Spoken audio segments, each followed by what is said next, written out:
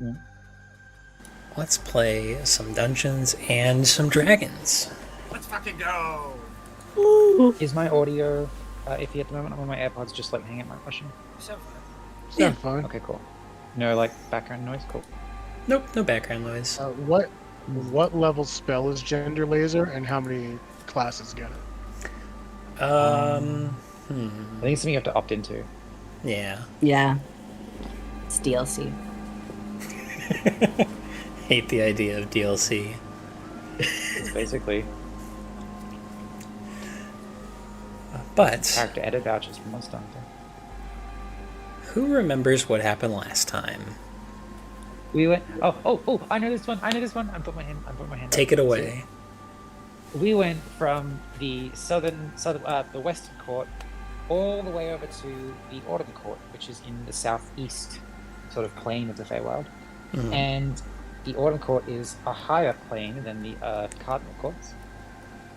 We met with Edavist, who is the Archfey for the Eastern Court. Sorry, the Autumn Court. And she said, I actually have some news about your enemy, because we have figured things out. And you, Sloth, a fledgling Archfey, should look into...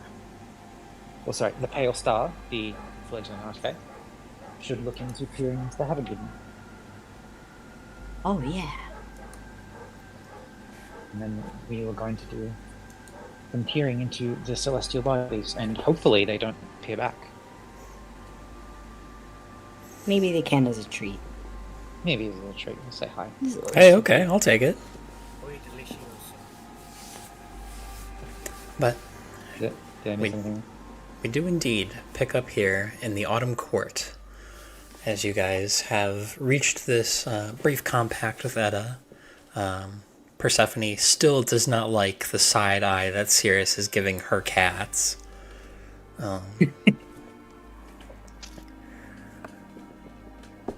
Edda Pussy. is beginning to prepare some things for the ritual, which leaves you guys with a little bit of time to kind of contemplate things, get affairs in order, decide how exactly you want to approach this. So, what would you guys like to do for the probably 30 minutes to an hour it takes her to get everything ready?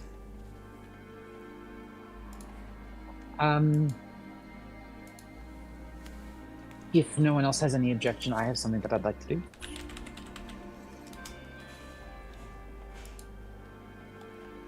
Okay, let me just swap to my PC real quick. I mean, I think you need to say what it is before anyone could object. Say again? I think you'd have to say what you want to do before anyone could object. If anyone has Or any just- like prior things that they want to get through with first, then please do. Okay. No, I'm good. Yeah, nothing comes to mind. Okay. Amir would like to approach Vrak. And everyone knows her deal at the moment. She's been super stressed out with making that pact with the Eastern Court. And things are actually rolling into motion and stuff. And in order to like fully relax in the Autumn Court, Emir would like to spar with Vrak. And this isn't like a combat thing, but just more like a casual spar, like trade tactics, and like discuss philosophies, I guess. Yeah. They've definitely done some of this before. Vrak has been calling Amir in to help train with Claw, so there's been some crossover there. But provided that, like, the fucking court we're at doesn't mind us just wrestling in their backyard, he can do that. The intent is for Emir to be able to like just get out some extra, blow off some extra steam, and then like fully soak into relax mode. Sure. All I'm saying is Vrak agrees, as long as someone at the court knows that they're doing this and it gets a clearance. I was more just saying that for everyone's sake. Oh, okay. Sorry. That's fine. That's good. But yeah, while I guess Edavist is preparing the rituals, Emil will flutter up and say, Miss Edavist, may I please petition for a moment of your time? Of course. How might I help you?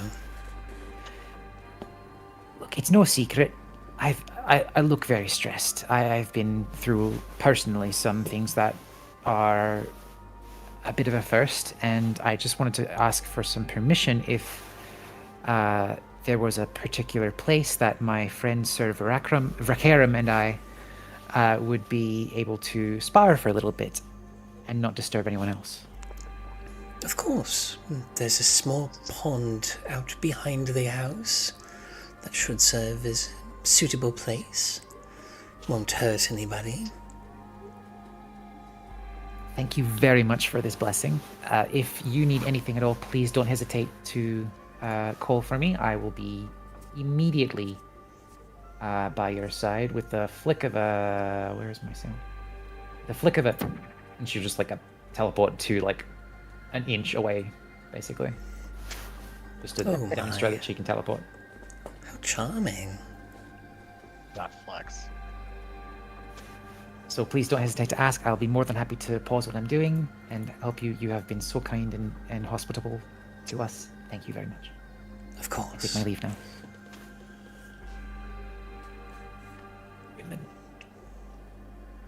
And then she'll just over to Vrak and discuss with him. Yeah, we can rush past that part and get to the Yeah, pond. yeah.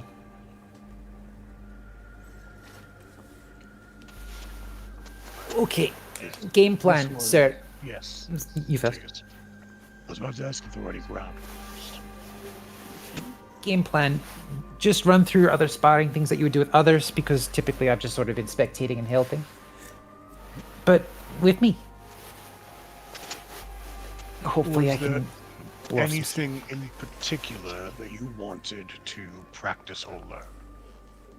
Any particular style, weapon?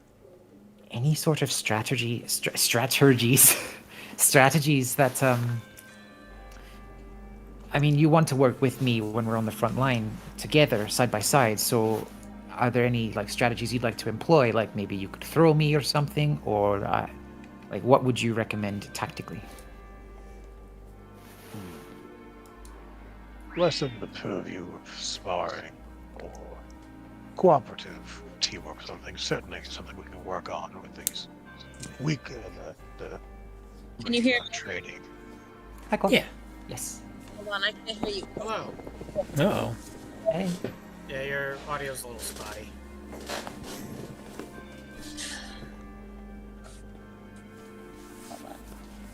So as a reminder, Brack there we go. has had the group do like drills every day around Okay. like when they do a long rest, Mm-hmm. with the idea of like improving teamwork and stuff.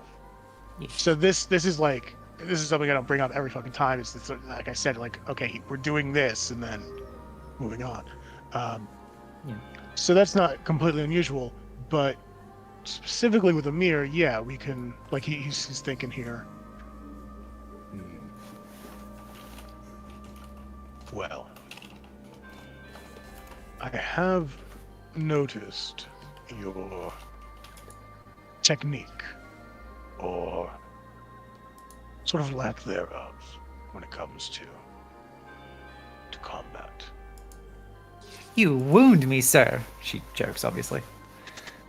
You have a great deal of advocacy, don't get me wrong, but the mechanics of how you're doing the things you're doing, I do not fully understand. And so he takes a sort of a boxer stance.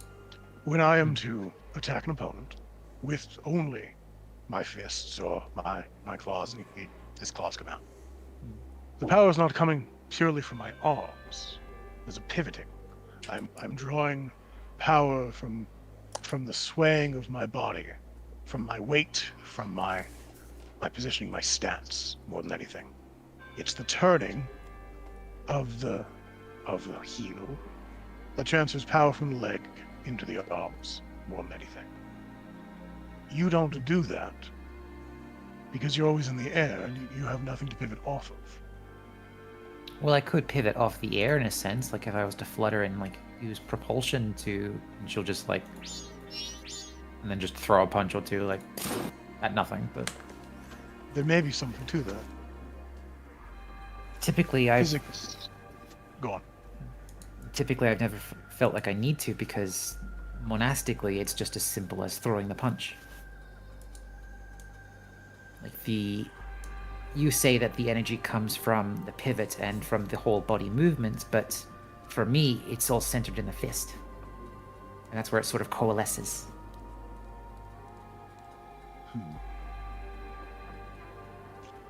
Well, you are in a unique position then. Or rather, those of your acumen.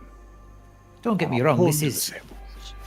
this is very useful. I've never thought about doing it this way, but it's simply like I'm just explaining my. Previously, it's more of like, I guess you could call it a 1-inch punch in a sense. Not because I'm like a few inches tall, but because Humorous. it. Yes. You actually like that one? I can't believe that. It was humorous. She's just gonna like fire her brown frown like, is that what you're into? Like, but He didn't laugh.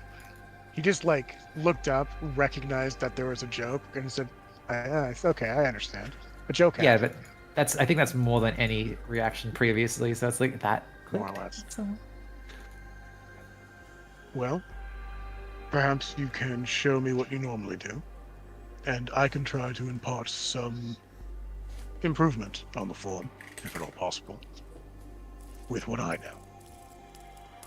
Typically, when we've headed into some encounter with people who want us to not be people anymore, it's been a case of dash over to them, clock them, and if they don't fall over, keep clocking them. But it feels sometimes like I'm leaving others behind in a sense. Like I'll tell Cirrus, for example, I'll be at your side, but then I'm over somewhere else clocking something else, and he ends up taking some flack from someone else. So is there a tactic that I could use in order to what can I do to be more effective to help him, aside from just hovering by him 24/7?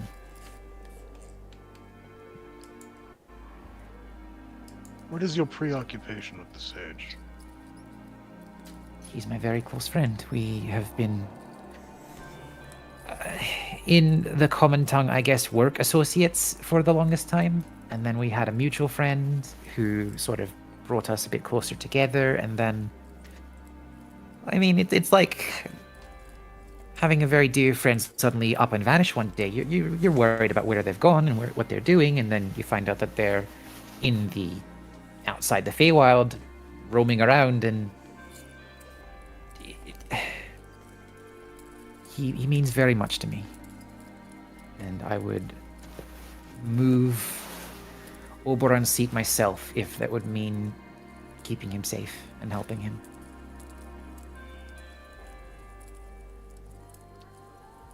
It is possible that the depth of your affection towards Cirrus is not as conducive, not as constructive as you may think.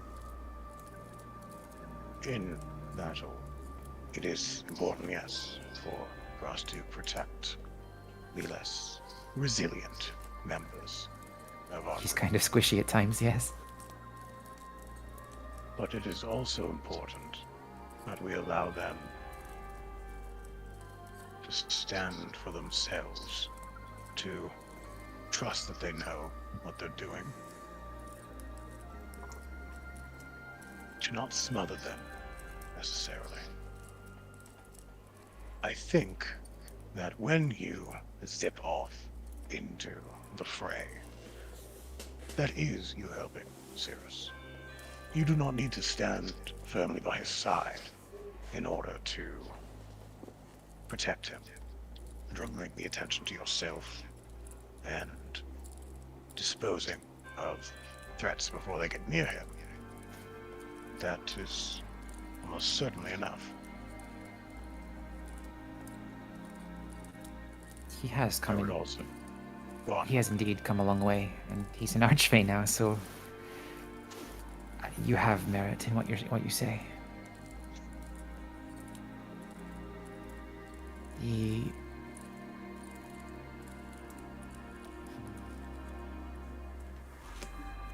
So just do what I can in order to, like, the end goal is the same. If we bring everyone down, then there's no one there to sort of go for us.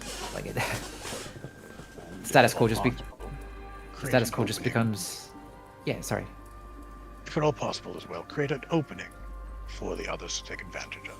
Yes. Reminds me of the pact with the Archfey of the Eastern Court that I have. Just, it's basically boiling down to just win, and there won't be anything wrong. So you're right. I can't really fret over not doing enough for him when just me being here and doing everything I can is doing everything for him and you all. Thank you, sir. You can simply refer to me as Rakaram, or Vrak, as everybody has taken to calling me. Thank you for Karam. But let's see what we can do about or isolated tactical applications. See if we can't strengthen that punch some. And so Rek's going to go through. Is going to try to teach Amir some of the basic stances that he has been imparting on Claw, because Amir only has fists, doesn't have like slashing capability. It's kind of just the one style. He's going to go over like keeping your guard up versus putting your guard down to create an opening and then get into a counterattack. Some of the basics of the three stances that he knows. She can do kicks as well, but that's like the same sort of thing. Yeah. But would kicks be subject to like the it wouldn't be a cestus attack, would it? No, but you should no. definitely do bicycle kicks. It'd be drop kicks and bicycle kicks while you can fly would fucking rule. On some think real specifically- Jackie Chan shit. Yeah, dude. I think specifically if she was to do a kick at some point, then that wouldn't be counted as like a fist attack. It'd be the same roll for Yeah. sure, but it wouldn't be because I'm specifying it's a kick instead of a punch with like the silvered fist. Then it wouldn't be Yeah. subject to those things. But a Yeah, flavor at least. maybe just for like the flurry of blows or whatever. So he will the ceaseless aggression stance that he gets into seems like it'd be the best for Amir's purposes. So he's going to try to teach her to use her momentum most effectively, and when she misses with a punch, to use her natural flight ability to like keep going and turn that into a second shot at the punch, sort of like a corkscrew if you miss. And this is Yeah. obviously just like a quick idea session thing. You're not going to have any results, but No. the concept has merit and is worth practicing. Yeah, it's more of a confidence thing because if she misses that punch, then it is a moment of shock in a sense. So being able Yeah. to sort of like reclaim that into a blow for the next one is still like a good confidence boost. And it creates like it's almost a feint. Yeah. So he's going to talk to her about the actual fucking mechanics of fighting like this, of which he is somewhat well aware.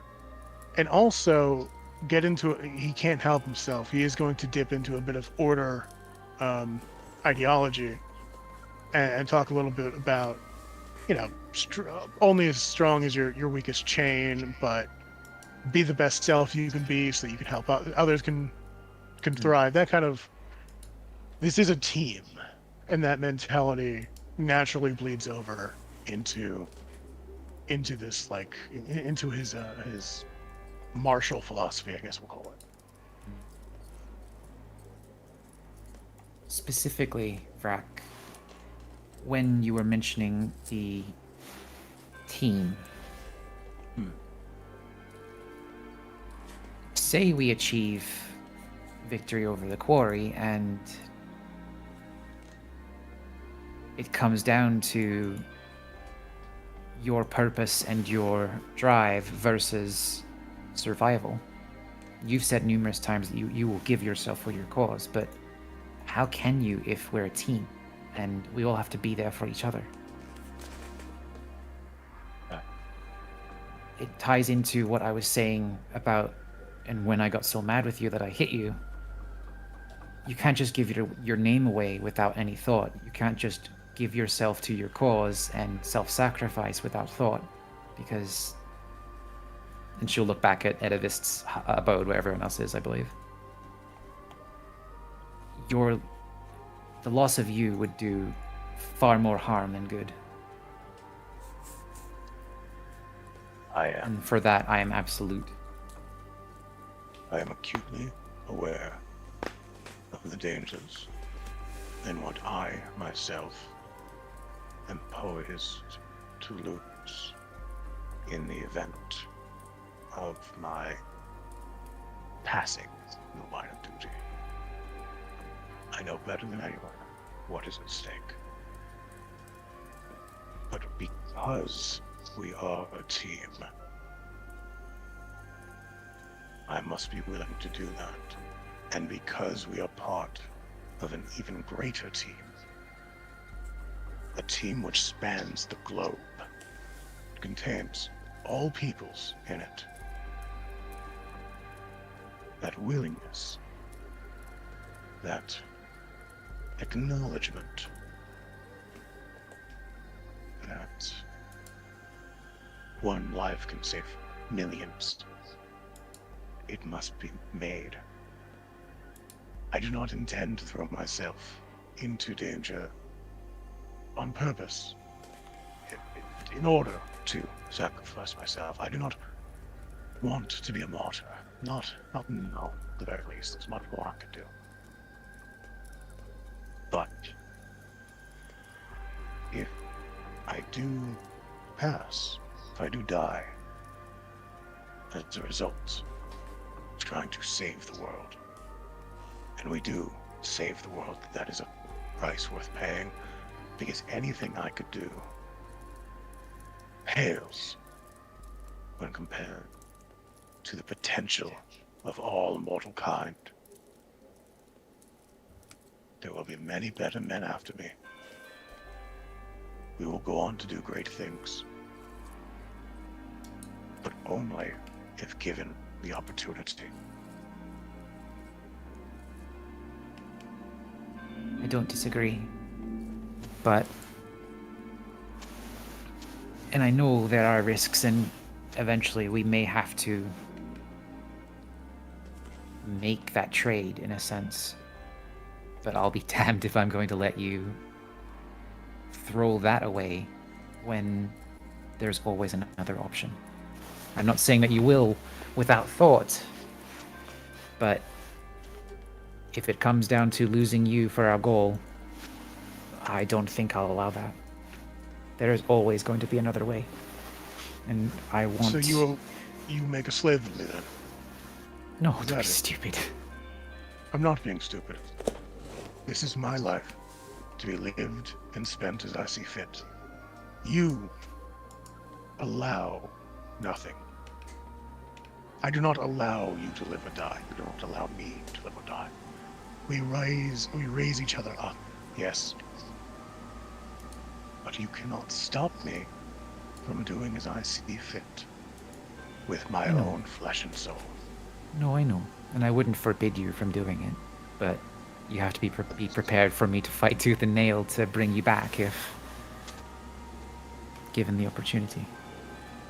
Well, Certainly, if we have a scroll of Revivify available. No, I mean, if it means losing my boots in order to save you, I'll do it. oh yes, no, I expect that much. If my life will win against your boots, yes, I would expect you. Now you're just demeaning the boots. She'll very clearly be like bashfully pouty. I would sacrifice Kosendor for your life. Oh, come on, that's not true at all. You love Kosentor.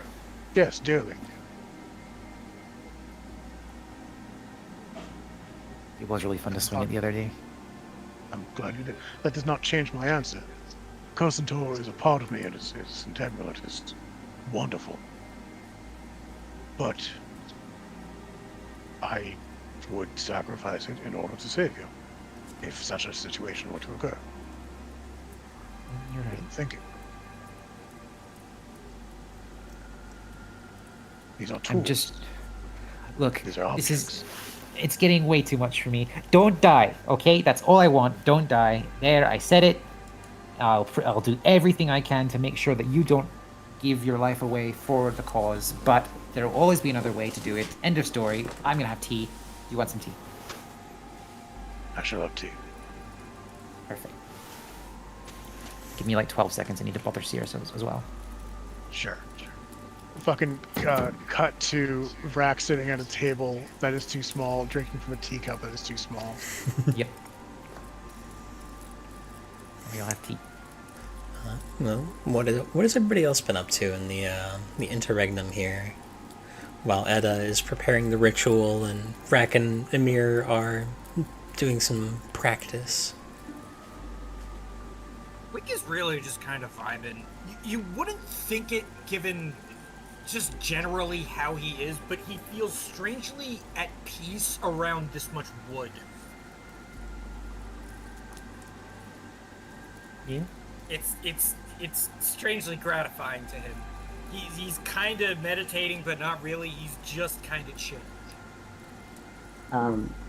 Sirius to- is also chilling.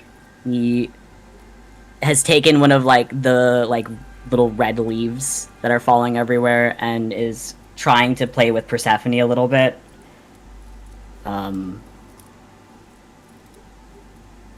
I feel like the keyword's trying. Persephone seems like one of those cats that, like, if you want to play, she'll just, like, flop over on her stomach and bat at it, but if you want to, like, actually try and get her up to go chase it, she just lies there. Absolutely. AKA my cat. You like take it just out of her reach to like get her to move a little, and she gives you like the stink eye.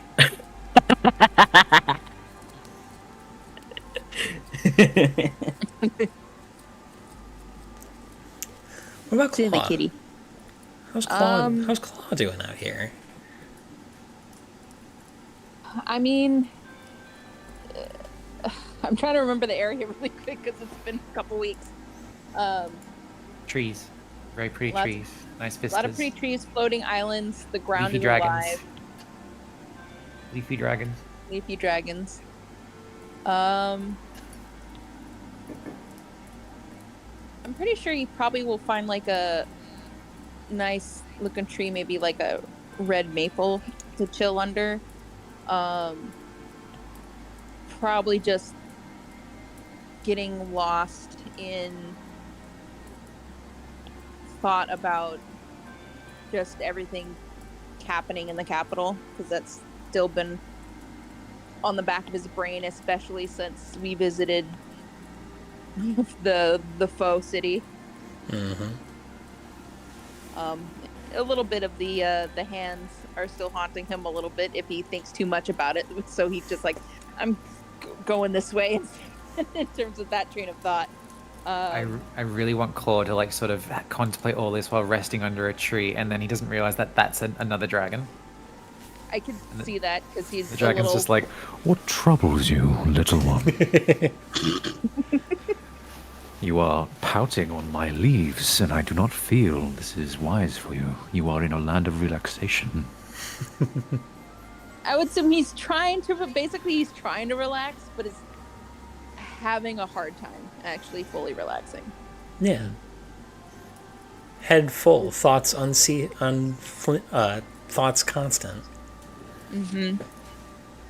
many thoughts, head full. So and again, he knows with the whole Feywild that when we leave, we technically haven't left with that much time happening. but at the same time, he's just like urgent. We gotta go. We gotta keep moving. We gotta do. We gotta do. You know. Mm-hmm. I mean, yeah, you still have your own sense of like the passage of time. Mm-hmm. I mean, he doesn't want to say he feels like we're wasting time because we're not, but at the same time, he's just like, okay, we gotta. Yeah, it's that thought of you could be doing something right now, even though like time is sort of An paused. internal clock going. It's like, oh my god, days are passing. Oh jeez, what's going on out there? Not to mention like the thought of like not acting on information you have. Mm-hmm. He's honestly, it's just the most thing is he's worried about what's up exactly with his brother. Yeah.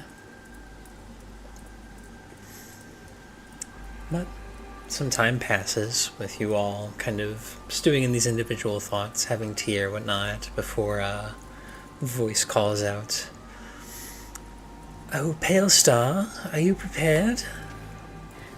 Oh, yes. Wonderful.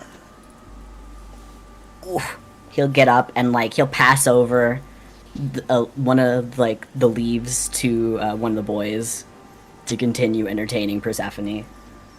He eats it. Did you say he eats it? Yeah, he eats the leaf. Fucking rules. Hell yeah. Nothing less. But Persephone does not wait around anyway. She follows you right away. Oh. As Sirius leaves, Amir would be getting like some sort of the equivalent of like a massage by a cat, but just like sitting under a fluffy cat and just like. I'm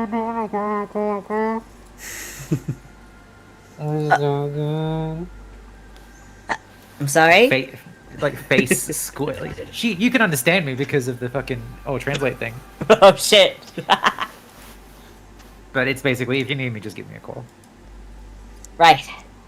It should all go well. And you kind of follow the source of that initial call, and you are led outside, kind of around the side of Edda's hut, where she has this kind of almost a series of kind of concentric circles lined out. Doesn't look to be like chalk or like stones or anything, but it has like that kind of solid ethereal presence. There is a faint glow to each of these kind of sylvan runes that she has conjured forth, and in the center she has a teapot set on the ground. This is my woman. This is my... Western Court ain't got shit on this.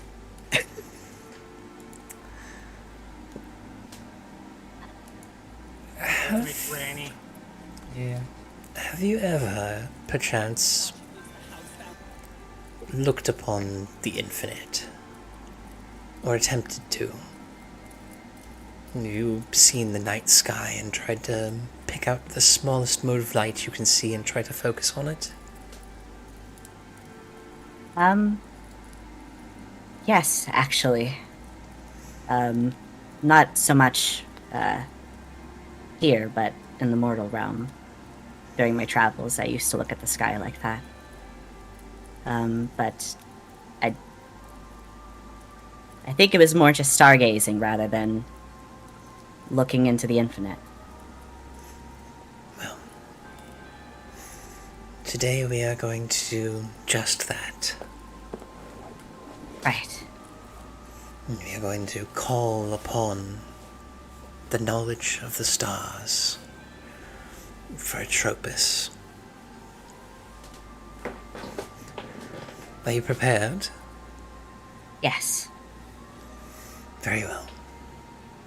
And she kind of steps over and takes your hand and leads you through a deliberate path through the series of these sylvan runes until the two of you stand kind of over this teapot, where she kind of kneels down, and as she's kind of lifting it, a pair of these cups kind of float out from the ether, and she pours into each one. Drink deep, swallow slowly, steadily. Not a drop can remain. All right. He will do his best to drink all the juice, the tea. All right. What does it look like, by the way? Like, is it weird looking? It has an almost purple color to the tea. There are little bits of kind of what look to, at first glance, you just figure they're like, oh, those are tea stems. But they're smaller, and as the kind of light of the ever-present sun in the Feywild overall kind of glints off of them, you realize they are actually like little chunks of what look to be like crystal, stardust, comet shards. Impossible to say.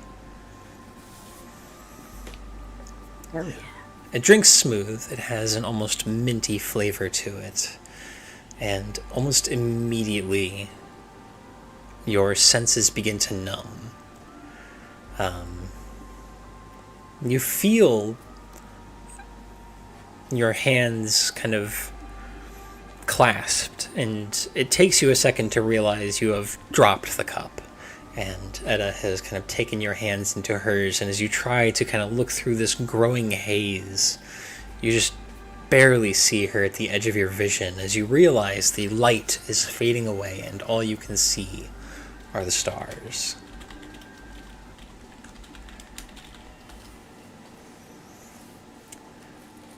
All around you, you see this expansive field of black, pinprick motes of light far off in the distance. But you also feel yourself moving through them, passing around them. And you hear Edda's voice almost as if it's coming from inside you. What you're going to do is you're going to reach out to one and you're going to ask a question. Any knowledge you seek is at your fingertips.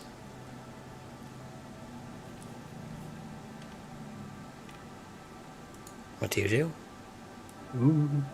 What do I ask?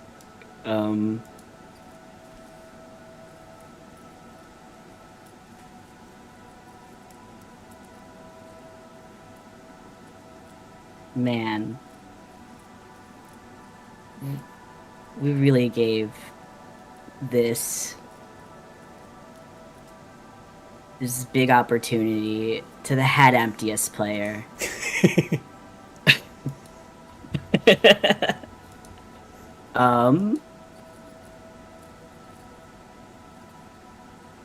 I guess. Cirrus will go up to one of these lights.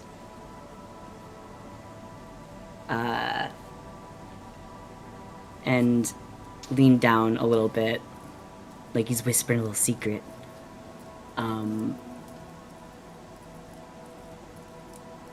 Where did Atropos come from? All right. You whisper that into one of the stars, and I need you to make me a charisma saving throw. Oh, I don't have my sheet up. No. Okay. Yeah. Okay. All right. There is this moment where you feel an adjoinment. You reach out, you ask this question of this far-off star, this entity that is so far beyond that it is inconceivable. And for a moment, the knowledge seems to claw at the back of your skull. You feel something trying to push through the very fabric of your being with this information. You are able to prevent yourself from going a little insane from that. Cool, cool, cool, cool. You see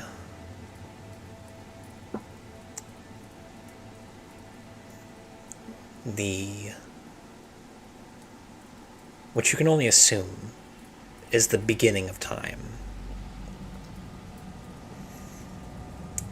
A single shockwave rattling through all of the heavens, scattering bits of dust through an infinite expanse, not of black, but of this purplish gold that slowly loses the saturation of its color.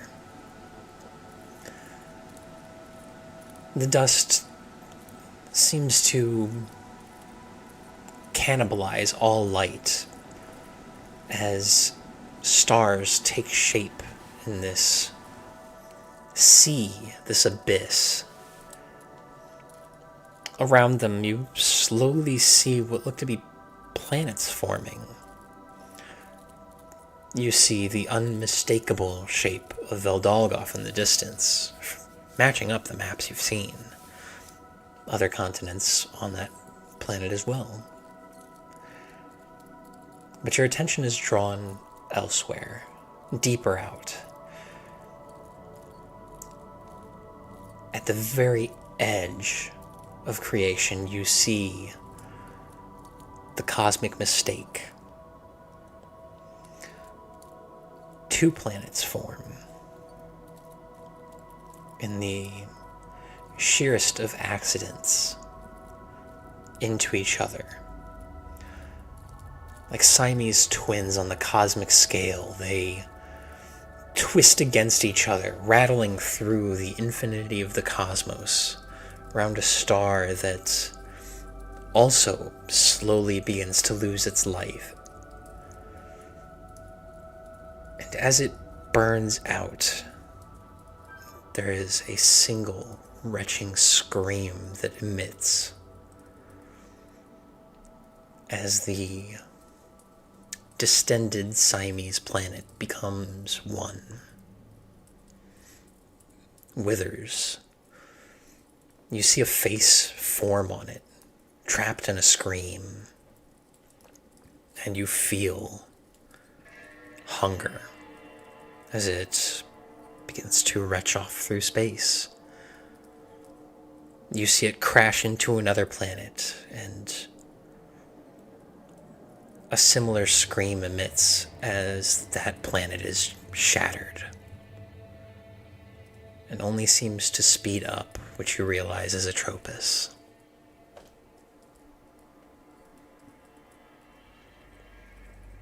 Slowly, the stars twinkle back out, the cosmic play fades away, and you hear Edda's voice again. I can safely guide you through two more. Beyond that, the risks grow. All right.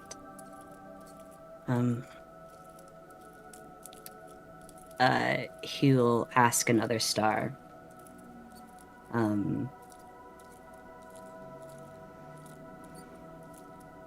What is Atropos's weakness?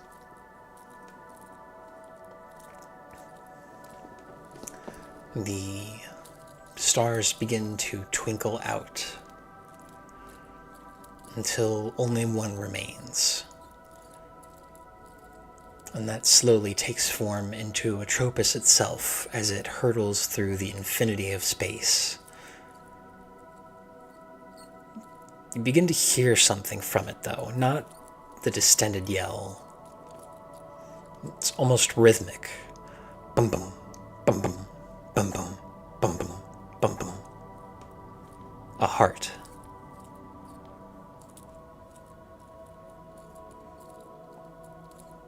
Oh.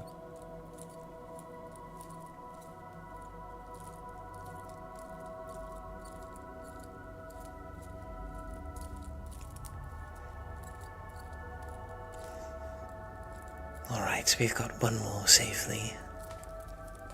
Okay.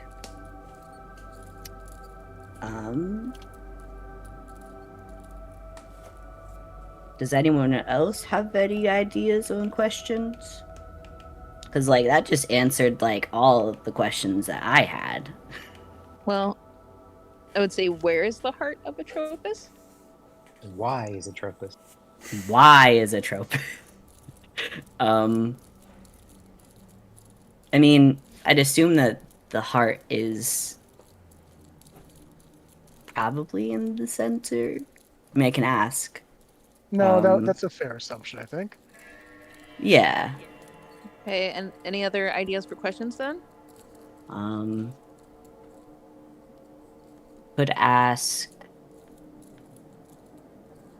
maybe how much more time we have, like, in the mortal realm. That's a good idea. How long? How long until like Atropus is irreversible, or Yeah. yeah, that's yeah. Okay. How much longer until the I'm so sorry, my dad's. Let me just close my door real quick. Never apologize for that. Yeah, this is a dad positive space. Boy, Nick. She's not here. Oh, Sorry about oopsies. that. My dad was singing to my cat. That's adorable. It's really good. That's the kind of content we love here. Yeah. Okay, so, how much longer does our world have before what Atropus does is irreversible?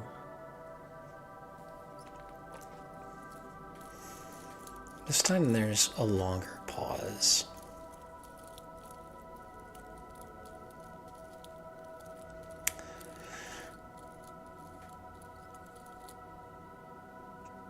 You begin to see multiple planetoid structures blink into view. Micro-sized depictions of Herat. Each of them now 2 moons orbiting them, the second one very clearly Atropus.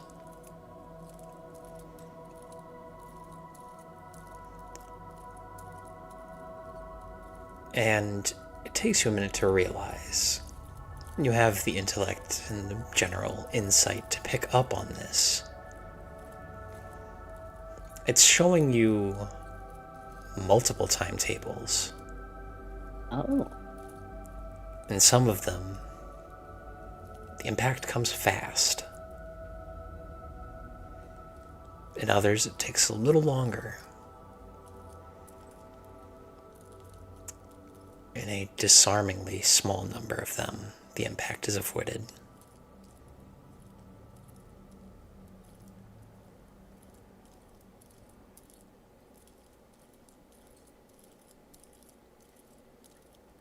Could you just give us like a ballpark of what kind of spectrum we're looking at here?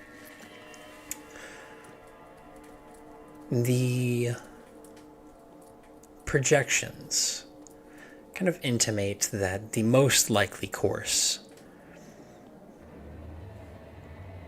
intermediate timetable, maybe in the years, maybe in the months. Worst case scenario can be measured in days.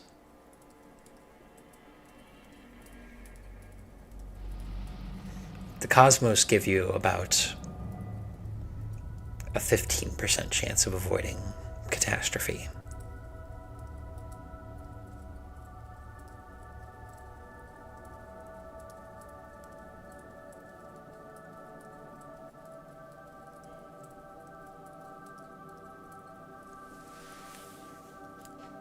Thank you for sharing your knowledge with me.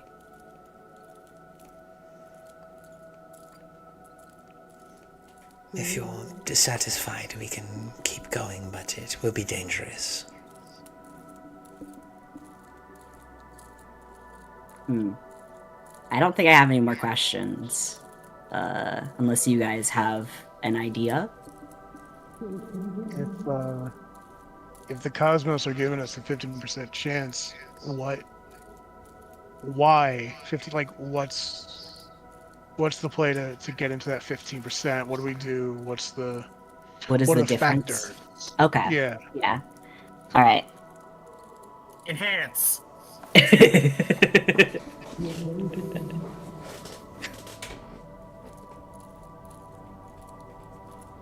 I just have one more question.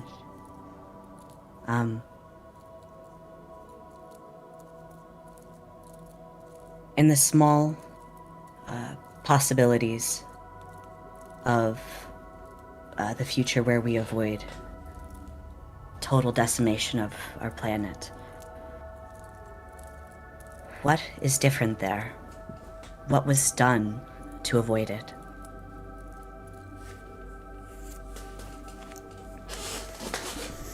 The number of different Harrods seem to kind of fade out. And it shows you a few courses of action. Some of them seem to involve colliding the moons, Priost and Atropos, into one another, destroying them both. Some of them display strange magics. Some of them, it seems like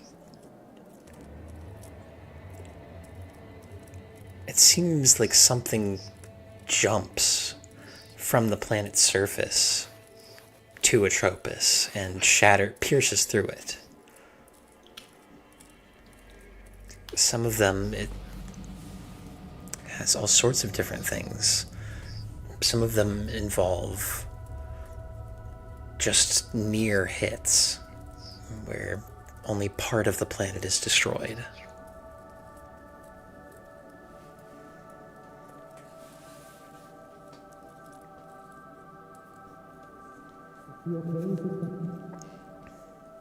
There's even one that shows what looks to be a sheen of white that crosses out from kind of quickly processing in your mind where the salt wall would be, encasing half of the planet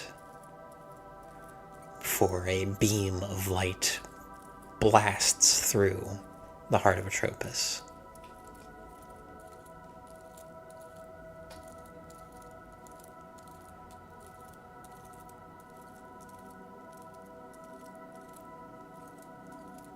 And I need you to make a charisma saving throw. Yeah.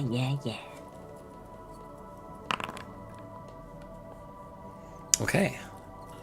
That is a failure. Oh, but 1 second. Just wait 1 second. I have a thing I can do. Would you like to save? Yes, please. Excellent. Thank you. This prevents you from gaining a permanent form of madness. That would have been. I like that you can just decide to save. That's pretty good. It's pretty He's got good. one of those Once per a day. day. Yep. All right.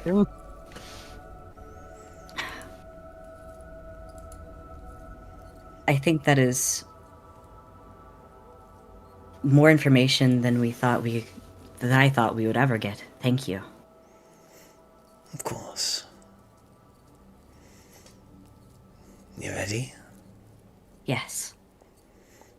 And you feel kind of Edda pulling you down a little bit, and you kind of feel pulled to a seated position as the spark and mist fades away. You do gain 1 level of exhaustion. Oh, Fair enough. Eevee and Eevee to sleepy. Please tell us what you saw before you pass out. No, I think I'm going to take Is he a like little in, nap. is he in the like the process of waking up now?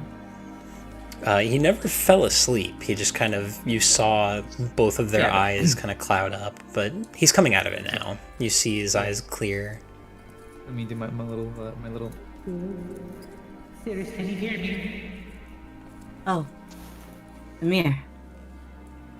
Thank Yes. fuck, that looks scary.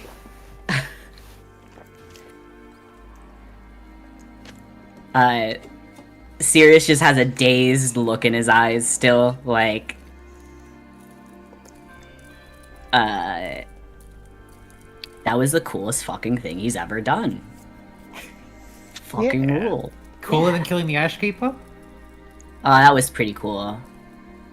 That was very cool. It's a different type of cool, you know? What's cooler, defeating your trauma or fucking going crazy? Taking edibles or defeating your trauma? I mean, you almost ended up with some new ones, so. New trauma or new edibles? Both. Yeah. Yeah! New edible trauma. Let's go. Eat Let's the Ash go. Keeper. Congratulations. Forgive Glad you me. like that one, Matt. I came out to check on you both, and I saw you were both just sitting stock still, and I hope I didn't interrupt. No, this was, a communion I've done a few times before. It's difficult for, even an archfey as myself sometimes. You handled it well. Thank you. That was simply amazing, actually. I can understand how it's quite dangerous. There's almost one point I wasn't sure. But he looks over at Amir and he's just like shuts up. No, you can say. Don't stress Oh. about me. Oh no, it's just there's quite a lot I learned from the Infinite. Perhaps we should get everybody together and discuss it. Of course, I'll go get them all. Don't mince your Right. words, okay? I can tell something has affected you, but you don't have to worry about my behalf, okay? Oh, of course. Might have had a good talk with a certain Inquisitor, so if you'll excuse me. Okay. And I would advise against trying to stand for about 20-30 minutes. Your legs are going to feel like jelly. Damn, you got that good.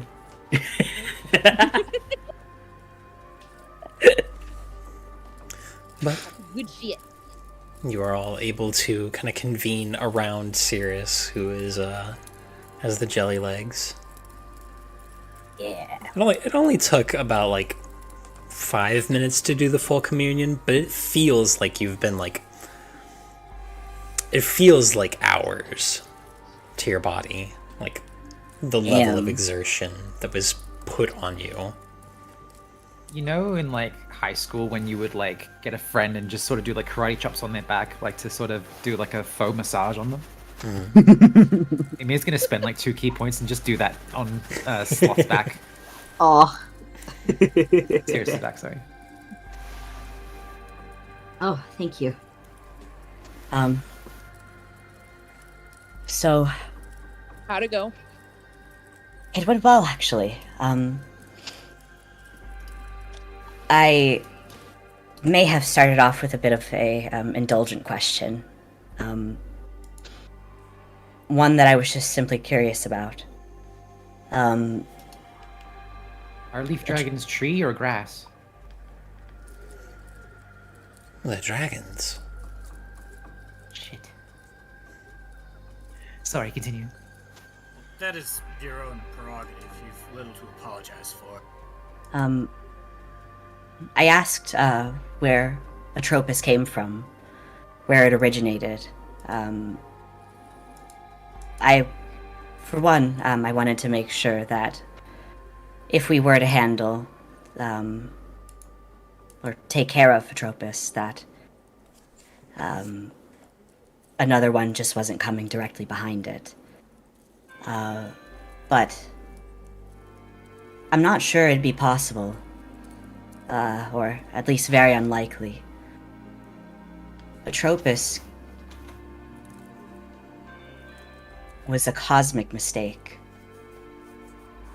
A conglomeration of 2 planets and the death of a star.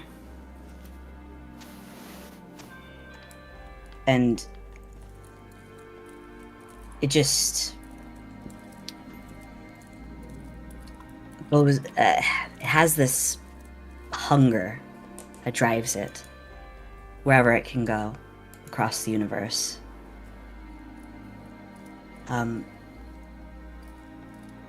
What's even more strange is that I think it's alive. It's... The planet is its body.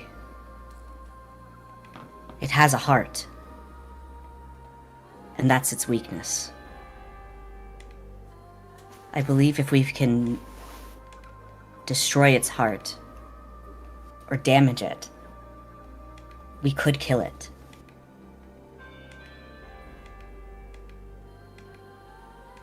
Any idea of how exactly we go about that? Mir's going to slowly turn and stare at Wick. We would have to penetrate its outer crust, likely, or find some way inside it and kill it from the inside. Yes. I had asked how much time we had left, but it seemed to vary across multiple possible realities. In some of them, we succeeded, and I had asked what was different about those possibilities, those possible realities. It seems as though in some of them we force our moon, the moon of Heralt, to collide with it, and destroy them both. In others, we use some kind of strange, different types of strange magic. I think in some of them, we might build a giant weapon of some kind to shoot it. Wick, it's coming true, Wick. You're talking about a giant gun. It's coming He's true. nodding. He's like, yes. We're on the right track. Follow-up question: what is loaded in the ammunition for the giant gun? Is it me? Not unless you are a giant chunk of Farathy. I could do it. In a few of them, actually, only in one, there was this strange beam of white light, some kind of magic, that came from the salt wall in the southern border. Is that right? Southern border? The salt wall is kind of east of Veldog. East of Eldog, okay. We passed a salt wall on the way to the north, didn't we? Yes. Yes. I don't think I mentioned it at the time, but there was a hole in it. You did. It may be possible that whatever kind of magical weapon we used, or spell or whatever, came from there. And it did something to about half of the planet before piercing through the heart of Atropus.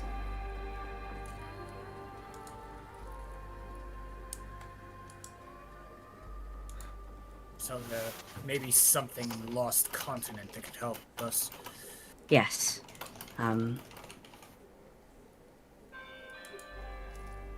There were many. I guess there are several possibilities of how we stop it. Well, I would rather not have to weaponize our natural wound if I could help it. The consequences of that would be immeasurable. Yes. Wick, you said what kind of bullet was needed for a possible gun of that size? Ferrithine. Solid ferrithine. Ferrithine. All of it which exists in the entirety of the Concord. Ferrithine. I'm a fairy.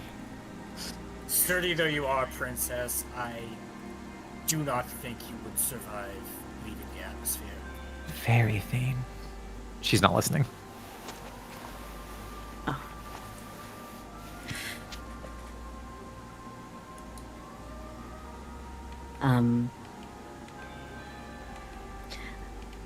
I'm not exactly sure. I couldn't identify the types of magics that were used in the possible realities that I saw. But perhaps it is possible that what is that one place we allied with? Pakrava? Pakrava? Or specifically Shuria. Shuria, yeah. Maybe it's possible that our allies in Shuria may be able to help us find something.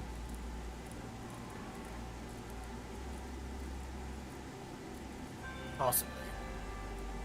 But we've neither hide nor hair of an arcane solution to this beforehand.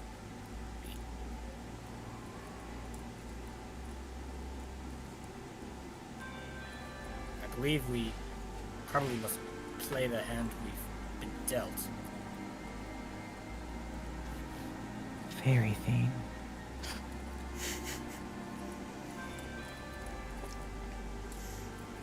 If you would be so kind as to write out all the possibilities you saw that ended in our success, that might be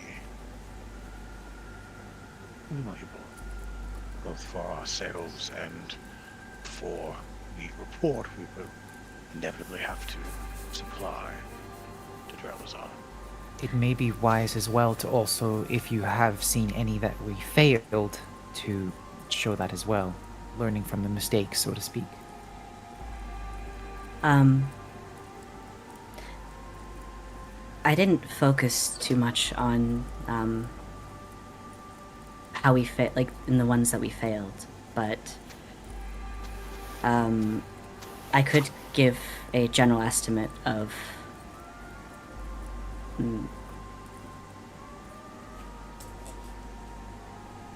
the amount of those possibilities and how long it took. Some of them, in worst case scenarios, only lasted days, but I think we've passed that at least. So others lasted months or years even. There is a possibility, however slight, that I'm loath to admit that we could step outside and have already failed.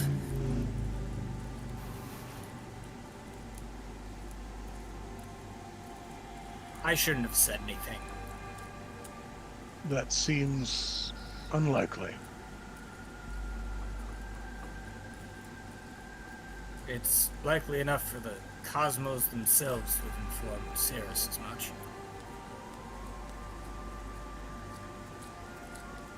I am not certain how much stock I put into the configuration of heavenly bodies. I think it is most beneficial that we focus on ourselves and what we can accomplish. If these celestial prophecies can point us in the right direction, so be it. But it is much a better thing to think about what we can do and how we can improve the situation and focus on the negativity of the stars.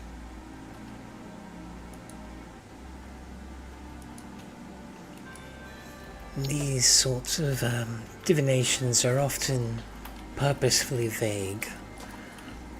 The cosmos cannot but make estimates. So it is a sensible motion to hold them at arm's length.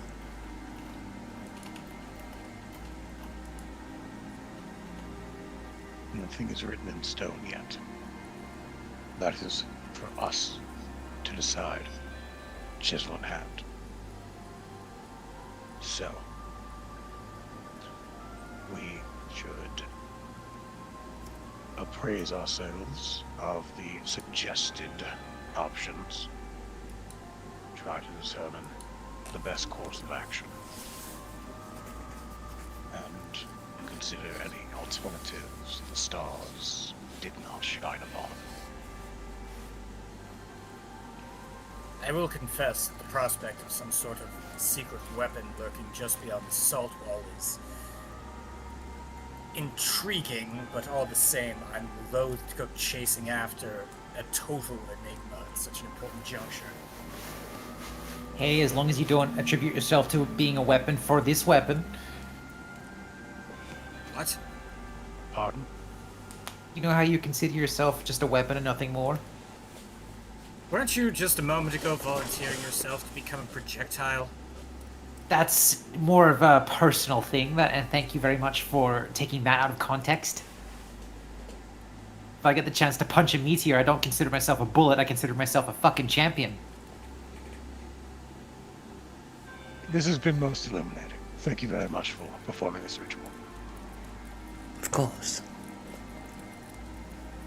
Oh, fuck, I forgot. There is one more that would have stood out to you, Sirius, as a way to stop it. And it would have involved a similar kind of spike of energy leaving Herat, but bouncing off of the moon Priost and into Atropos. Oh. Oh. Using the glass. Ah. The ricochet. Okay. Sirius, did you mention out loud the one where something seems to jump at Atropos? Yes. Was it jumping from Atropos? To Atropos. To Atropos, yeah. Like I think there were multiple ones where, like, we shot something at it. Yeah, no, that's different though. The wording was very specifically jump. And he just slowly turns to Wreck. Yeah, no, I just want to make sure Wreck heard that. Yeah. Alright. I see two dreams that can come true. Two mutually exclusive dreams.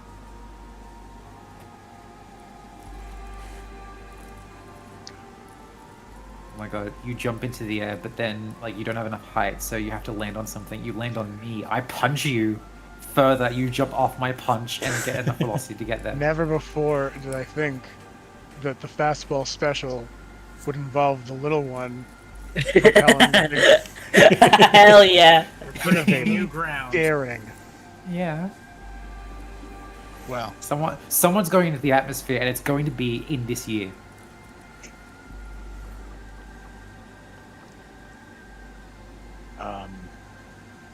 Let's just go ahead and adjourn with this this Fae and try to piece shit together on our own before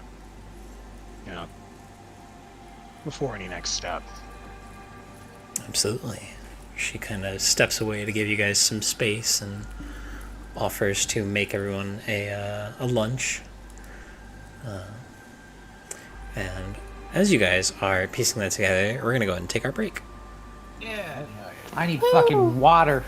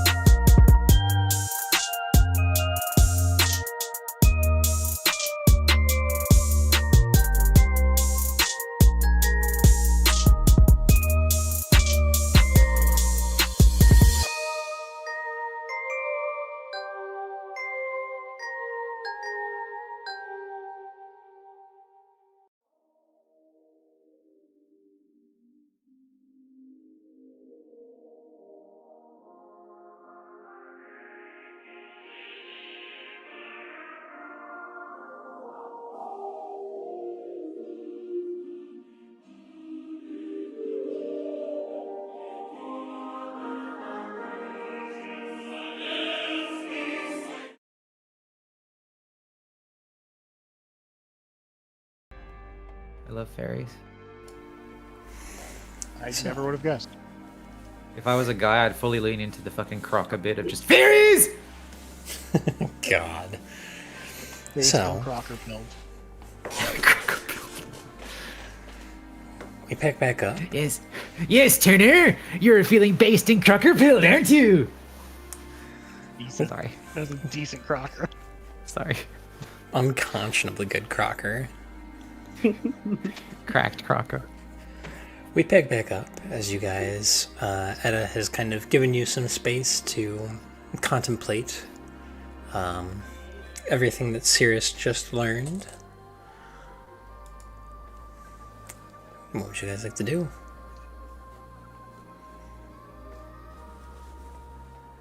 In Mia's head, Frack is good. Sirius is good. Chipper is currently crashed. Claw and Wick are the ones who, like, she wants people to relax. This is the place for relaxing. Yeah, Wick is actually relaxed. Then that checks him off the list. Claw is not, though. Damn it. Do you not want to do a bit? We could do a bit. Do a bit. Let's do a bit, you and me, baby. Oh boy. What's Claw doing at the moment? I would say he's still under that tree. Back under the tree again. Mia's gonna like very lazily zoom over and just like a little slow and go, Inquisitor Claw, you look so troubled. Please confess to me. Tell me exactly what's bothering you so that we can get you into a state of zen and just pure chill. Would you like some tea? And she'll, from the back of her, like hands will back behind her back, she'll bring out a little cup.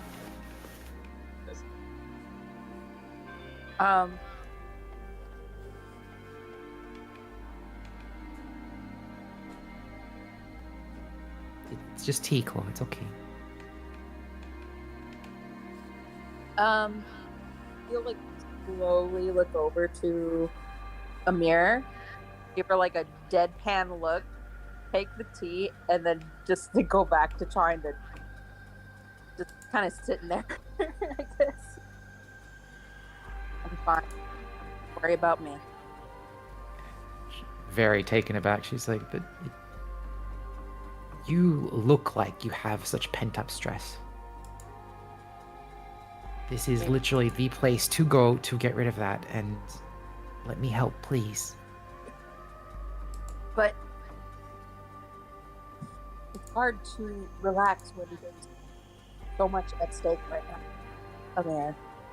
There is, but a wheel that...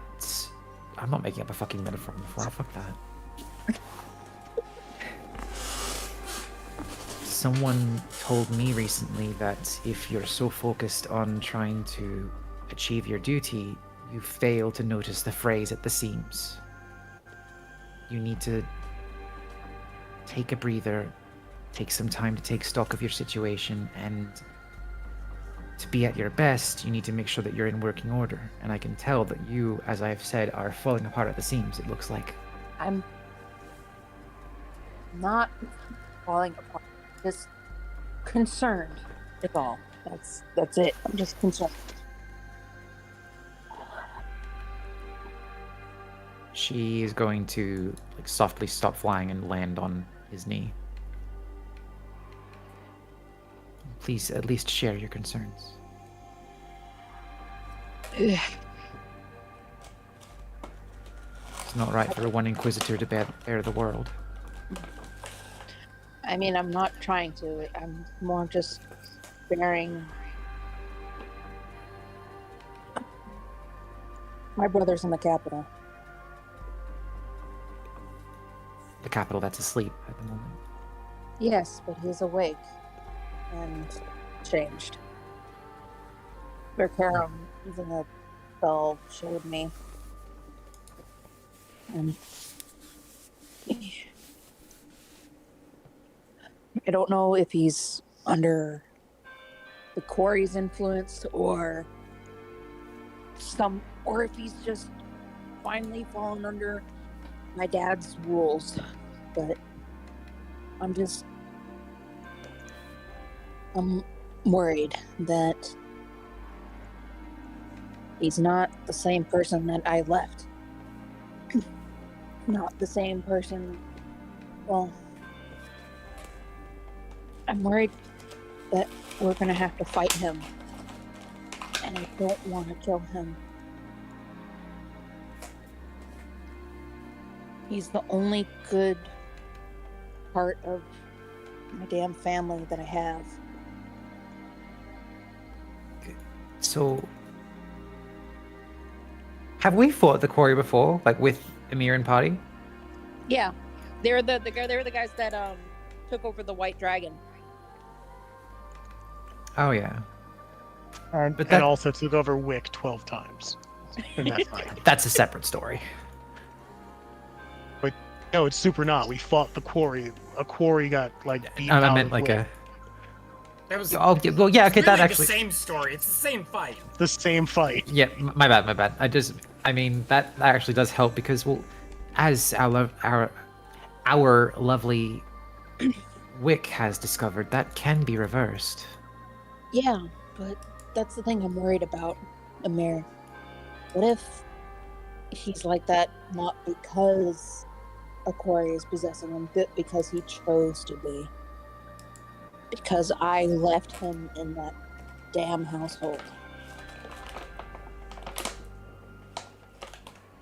I abandoned him. I left selfishly because I couldn't stand it there anymore. Left him with that bitch of a stepmom and a dad who couldn't, only saw us as future accomplishments. Oberon above. Okay, Jesus Christ. Can me do an insight check to see what Claw would need right now in order to sort of feel better? Is that something that can be helped with? I'm gonna say no. Damn.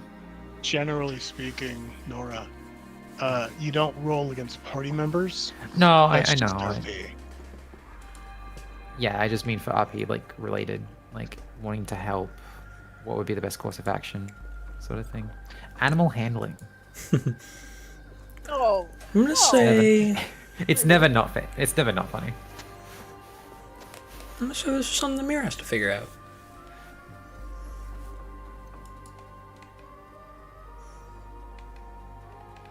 look, Give it. I'm Sorry, D. I thought, is that you were, I thought you were looking for suggestion on what to roll. Oh no. No roll. No roll. No, right. Okay, Sorry, alright. just the way you said insight just like blindsided me. That's all. me too. I'll be honest. Okay, let me approach this a different way. Okay. How can I help you right now in order to at least take off some of your burden? Is there anything I can get you? Is my presence itself too much of a burden? Do you just want to sit and relax? Honestly, Amir, I wish I knew. I wish I could just. Everybody does look so peaceful, and I just can't. I guess I can't stop thinking right now, and that's the problem. Shut up, Bridge. But I mean, it does feel a little better that I'm talking to you. To be honest, but it's just. I don't know if you can understand all of mortal problems, because our shit's different than your shit. It's still similar. It's a similar kind of shit. Can I? And she's gonna like step off of her knee, of Claw's knee, and offer a hand out to like Claw's like chest. May I? He's gonna like not stop her, but he's gonna be like, "What are you doing?" And she's just gonna place a palm on there and hell spend all key points to just like do some healing. at least let me try to...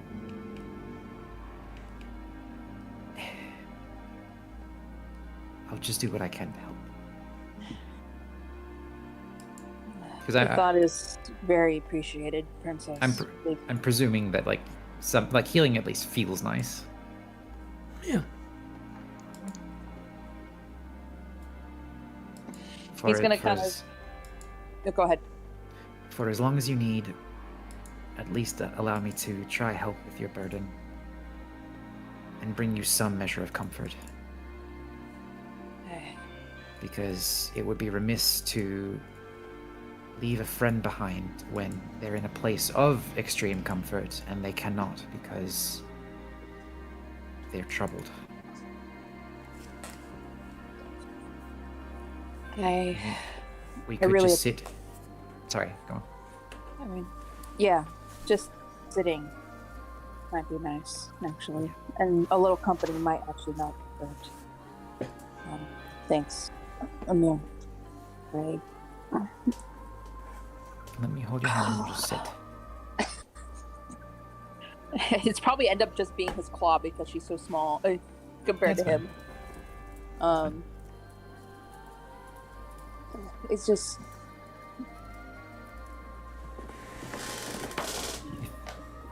I won't Talking try about- and... Sometimes I feel like all I do is talk about my problems to everybody else, and I just don't. I don't want it to overshadow everything else that's more important right now. Well, I for one am glad that you are in a position to be able to share those problems with us, to share your burden with other people. Because if you weren't, then we may never know what's truly unraveling in your mind. So I think the other. Yeah. I won't I try just- and argue your philosophy. Just I'll be happy to sit and heal and listen, if you wish. You can stay as long as you like. If I get too much, then feel free to take a breather yourself. Then it's a pact. I guess so.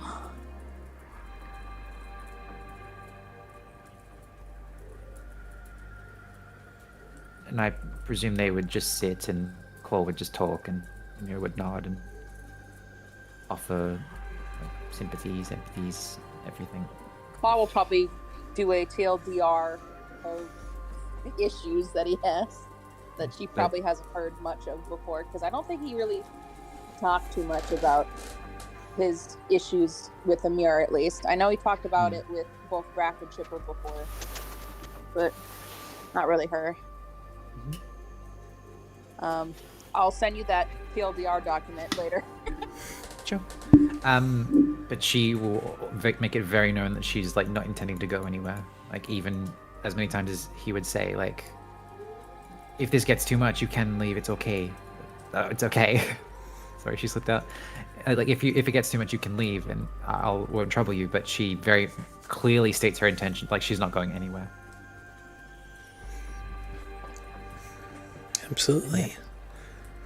So you guys spend some time doing that. What about everybody else? What's everybody else up to? Just vibing. He really likes it here. Like, legitimately. Yeah. How is he feeling about the ground screaming though? He can take that or leave it. It's just... Why is the ground screaming anyway? Did we ever say... You don't know? Okay, he's a little weirded out by that, but it's... Other than that, it's nice. Now that, and I know this isn't her scene, she's not there, but like, would Amir know why the ground is screaming now that she's not like, oh my god, we're fucking here, holy shit? Give me... Is it because everything's alive? I feel like we did a check about this the other day.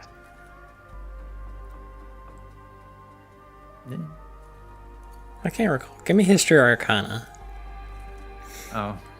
Oh, you know what? Yeah, Sirius Yeah, did a now check that- about this, and Sirius Yeah. explained that everything here is alive. Literally everything. Alive and in pain? Or is it just alive and screaming because you're standing on it? And ow, that hurts. Yeah. The second one? Alright. Yeah, the second one. Well, If anything, she would add that the ground will get over it. It's soil. We do rituals and stuff to make sure that nature is taken care of. So a bit of discomfort. It's a bit like a baby, really. sorry. So your way to make everyone comfortable is to say we're stepping on babies? As long as the ground isn't being ripped up, I think it'll be fine, is what she would have said in that situation. But as she's with, like, Claw sitting, so. I think anything that is constantly screaming is definitionally not fine. Yeah, but like a baby crying, it's like, it's because everything it's experiencing is like the worst thing it's experienced so far, so it's just... Typically fairies fly, so the ground being upset that people are walking on it is not something to... It's okay. As long as you're not ripping up the ground and then it's actually like super full on screaming, then yeah. This seems highly incongruous with this place's supposed nature as a place of relaxation. Half tempted to record a clip with fucking reverb of just, go back to relaxing! It's incredibly distracting. I almost wish you hadn't pointed it out. That was absolutely not something that she would say though. So. Wick will, in that case, try and find, like, a rock or something to sit on so he isn't torturing the earth? Why not at that point just go ask Edavist? That's out of character. And I will say, since you guys are on her little floating island, the ground is not screaming here. Oh, okay. Alright. Then like- we're chilling. Yeah. And we are maxing and or relaxing. Min-maxing and relaxing. But what about Jelly Legs and Brack? Well, let's start with what Amir's doing. Make me soft. I'm sorry.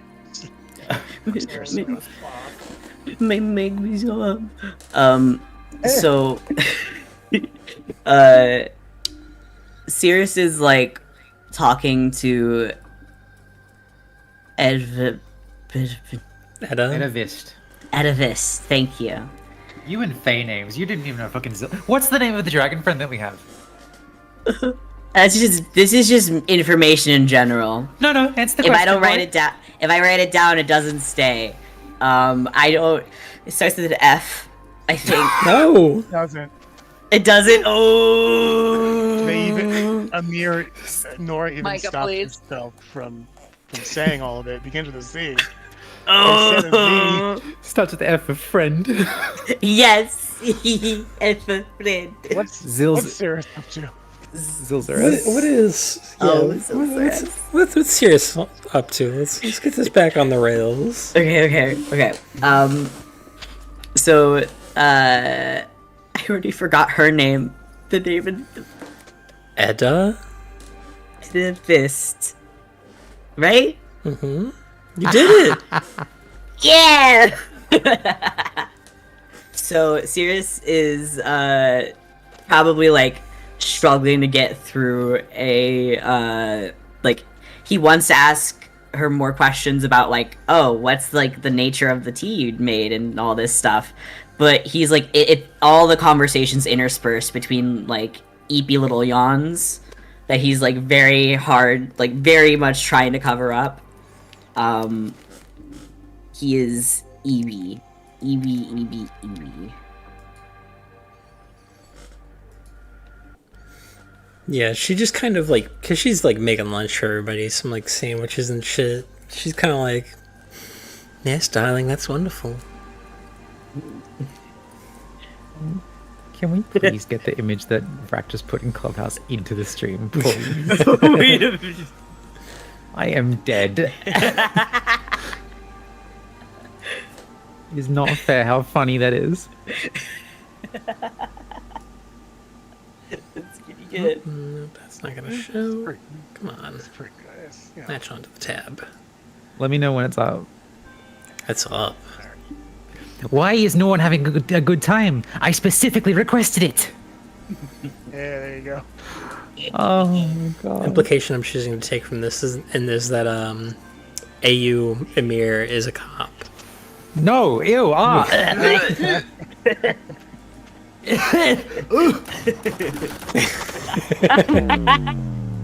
The comedic equivalent of smelling salts. Good job, Matt.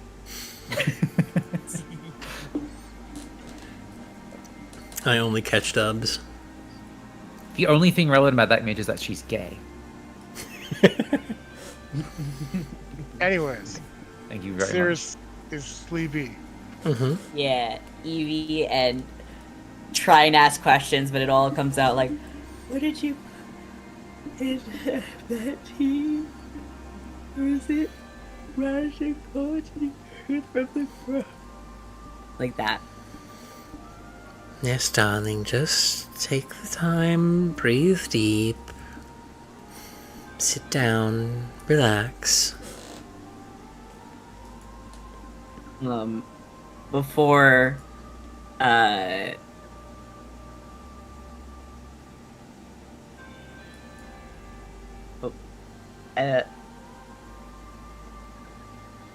I only remember the what? Vist part. Edivis. Edivis. Just Edda. Edda Vist. Edda Vist. Okay. Before Edda Vist even like ends her sentence, like Cirrus is already like dozing off, like sliding slowly, and like his head like just kind of dunks on the table and he's out.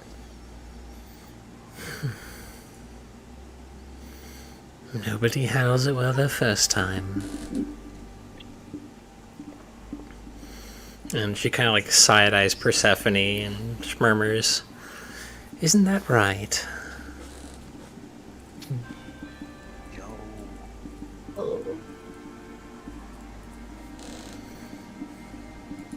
Hey, you, Edavist and Oberon.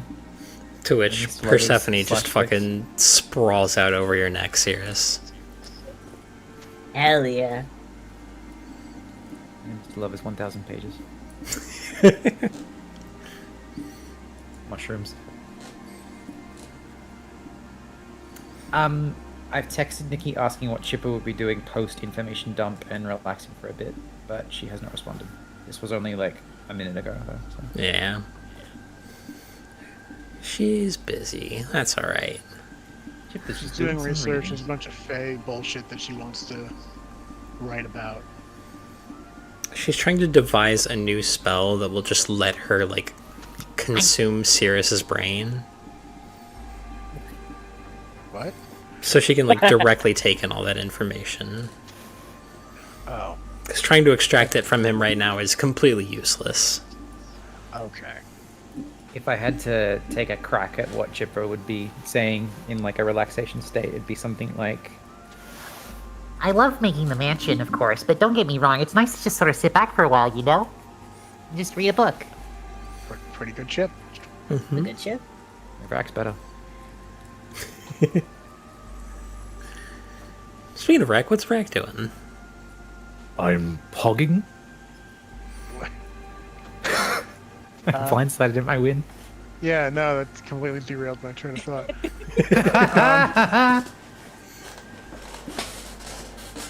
Got his ass. Fuck, I think I gotta go yell at Wick. Do you want to do He's this lit- now? He's literally relaxing. I know. You want to do this in the relaxation hole? For the sparring.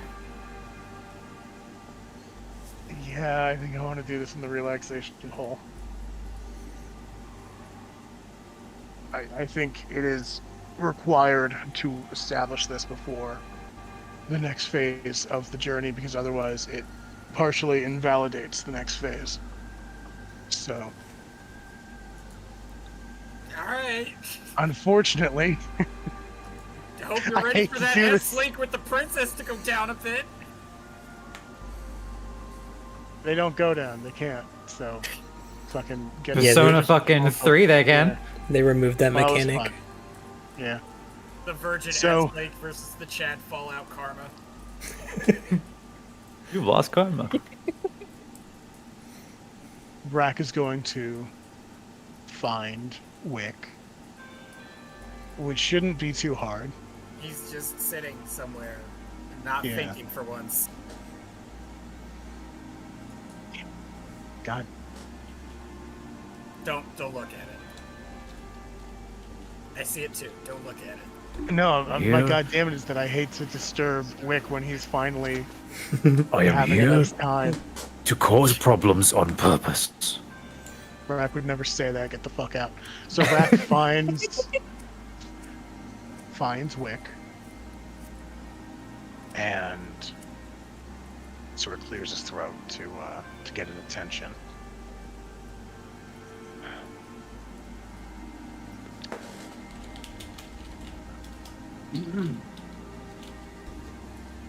Yes, I heard Wait. you coming. What is it?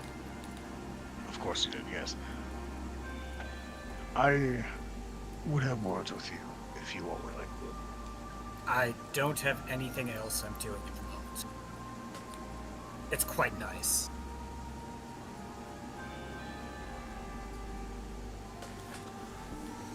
I'm here to take that from you. So seldom do we have these quiet moments between the tumult. But this has been weighing on me. And with our business here currently adjourned, and perhaps returning back home, the next step, I feel as though I must speak.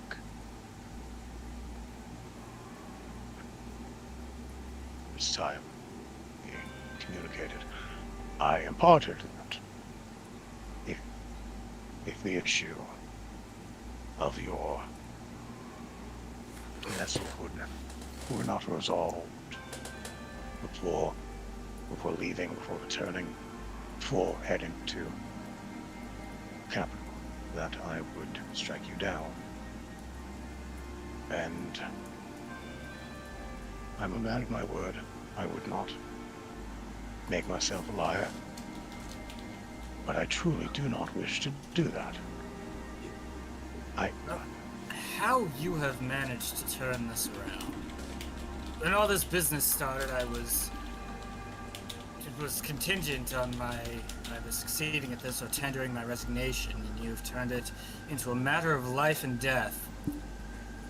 I do not think that you, knowing as much as you do, and as susceptible to possession and job and being overtaken, can be allowed to merely resign.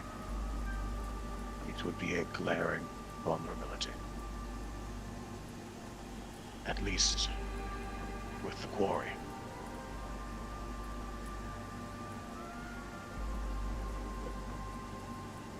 But I wanted to try to speak with you again. Are the others germane to my execution, or have you decided to take that upon yourself?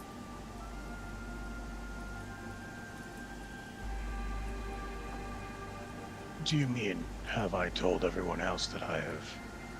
That you resolved you with to execution. claim my life should I not meet your standards of enlightenment? Has that been made clear to them? It Do has they not. approve? It has not. If you'd like, I will appraise them of that. The next possible meeting.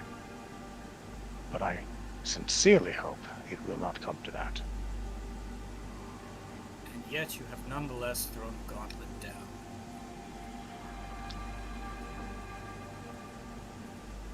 Well, that is why I am trying to open the discussion once again. There's not very much here to discuss, I think. You've mandated that I submit to your dogma or perish. You came to me for help. You came to me recognizing a problem, and I recognize it as well. It's a problem that must be fixed.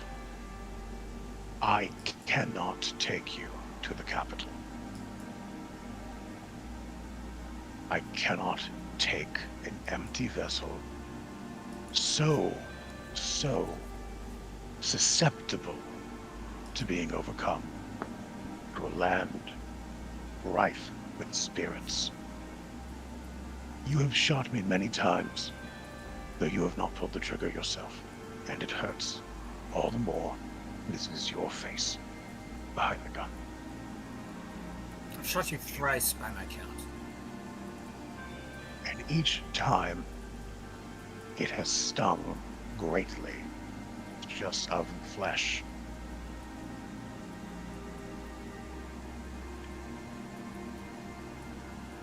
Your vulnerability, your problem in the capital, as you are now. I think you recognize that much.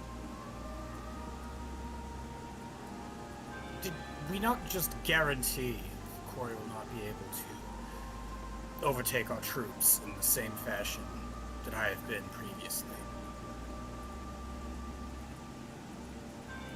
This can't actually be what this is about. It is. It can and it is.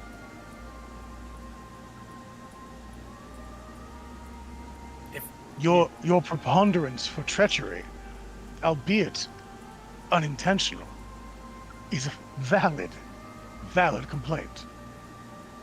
And that you see that and recognize that and ask me for help regarding it, and then deny every lesson I try to impart on you to cover that is frustrating.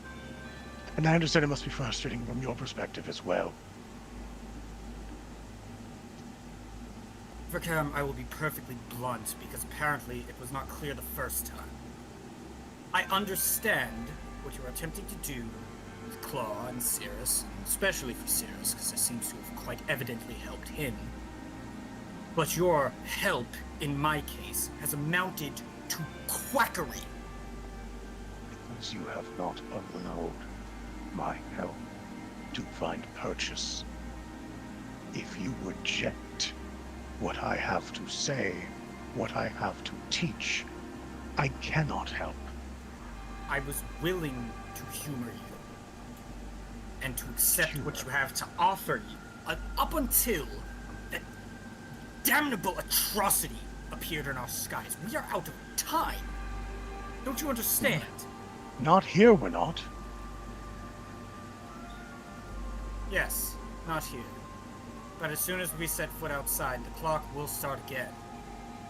I cannot trust that you can work out your methods using myself as a test subject in time for any of this to matter. You are not a test subject. Then what is this? This is some process you're trying to work out. I have already worked out the process. Have you? It was grueling, but yes.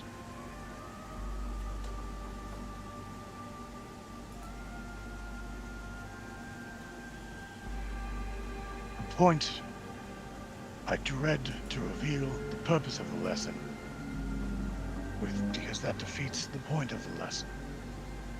But I'm running out of options. The axe is me.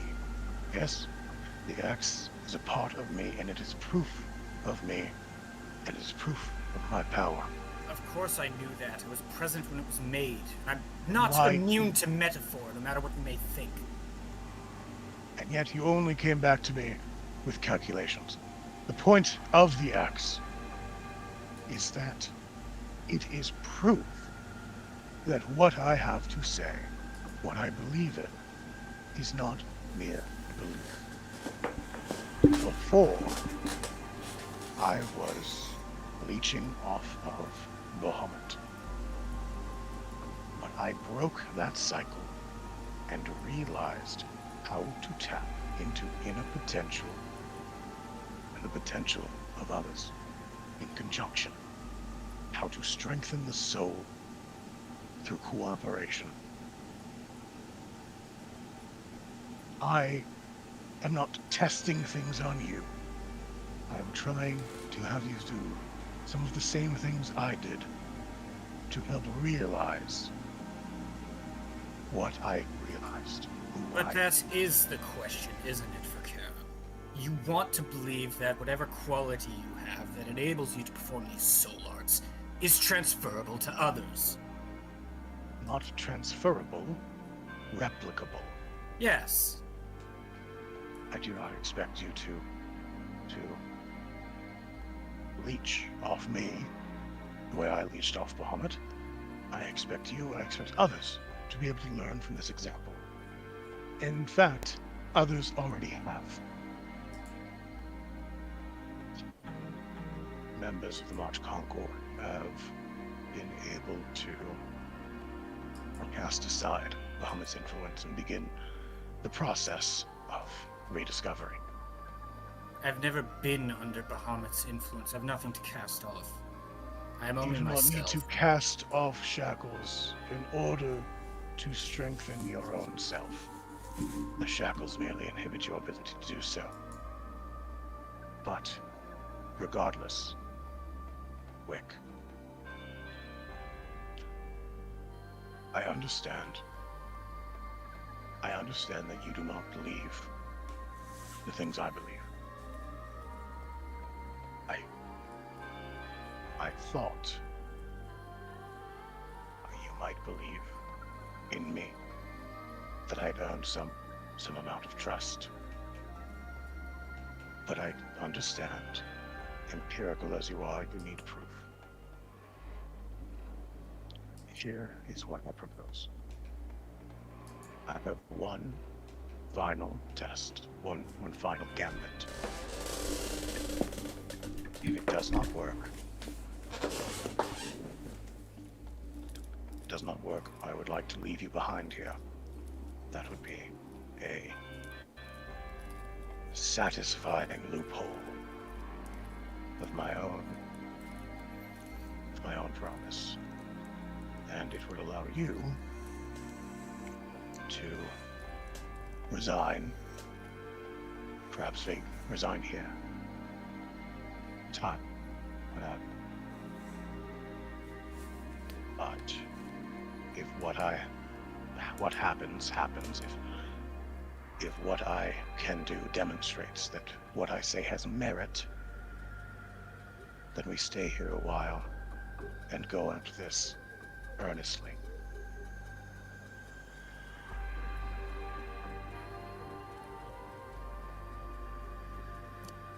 Name your terms. And Vrok takes out of the back of holding an instrument. It is kind of like a weird wooden oboe that looks like a snake. And in fact, here is a picture of what it looks like. It's literally called a serpent.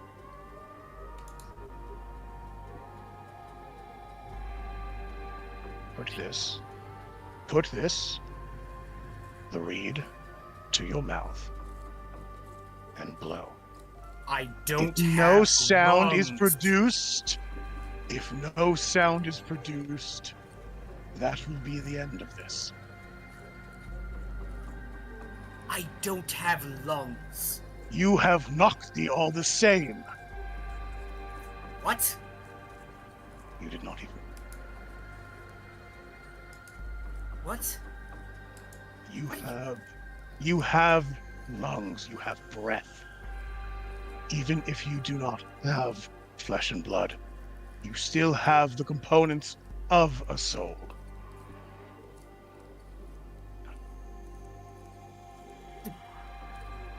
Damn it, Nora. That's pretty good. Oh no. Simply put this to your mouth and blow. And if no sound is produced, then you are right, and the matter is dropped.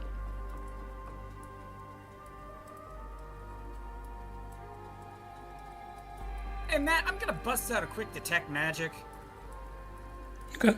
You, aside from the kind of inherent magic all around you, nothing out of the ordinary pings.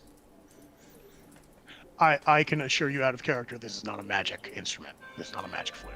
Okay, well yeah, Wick is Sure. How un- dare you suggest Vrack descend to such trickery? He's not buying this. Okay, then he doesn't have to. Just blow the damn flute. Yeah, no, Yeah. he'll fucking do it. It's a horn, not a flute, but yeah. It doesn't even fit in my jaw plate right. It doesn't fit in my mouth either. It was designed for lips. Does Vrack not have lips? That's cursed. He's Nora, a what lizard. the fuck? I guess. Yeah.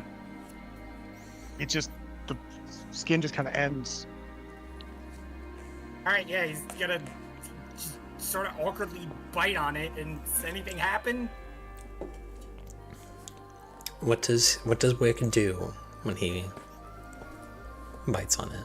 I mean, he has like no analog for what breathing even. Well, actually, I guess he would because of the experience of being in that guy's body during the moon dream. So he remembers what breathing feels like. So he'll just kind of push.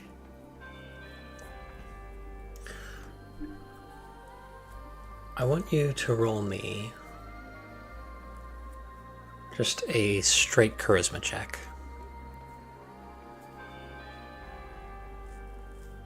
Oh boy. Oh boy. Oh boy. I Oh boy. think that's just a D20 because of my or no, it's a charisma check.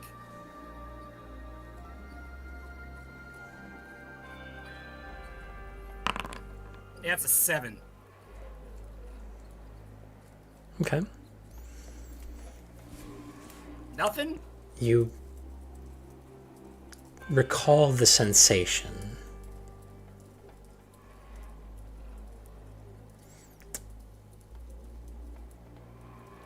You feel the vibration of the reed as you are trying to liken that sensation, to try to imagine what it is like to push out air. For just a slight moment, you feel the reed buzz. Not enough to make sound, but something's there. Well, what's Vrack's passive perception? 16. Is he able to pick that up? Probably not. I would say this would be more of a passive insight thing. Okay. If he can read the recognition on Wick. Well, I got that poker face passive. He's the passive insight of 11. Oh yeah. But he would make a deception check, no? Or is it just... Probably just be a actual insight check. If he's watching Wick purposely. Yeah, if you're trying to get a read on Wick while he's doing this, go ahead and give me an insight check. Yeah, I guess that makes sense.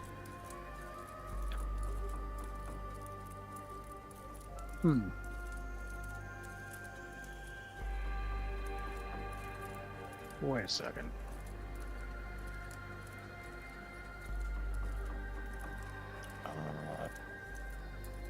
One moment, I just want to check.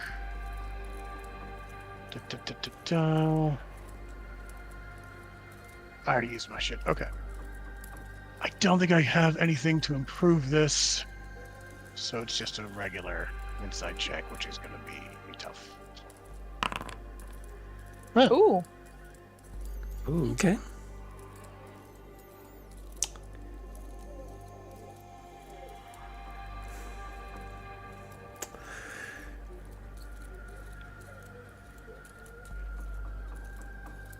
Wick is difficult to read.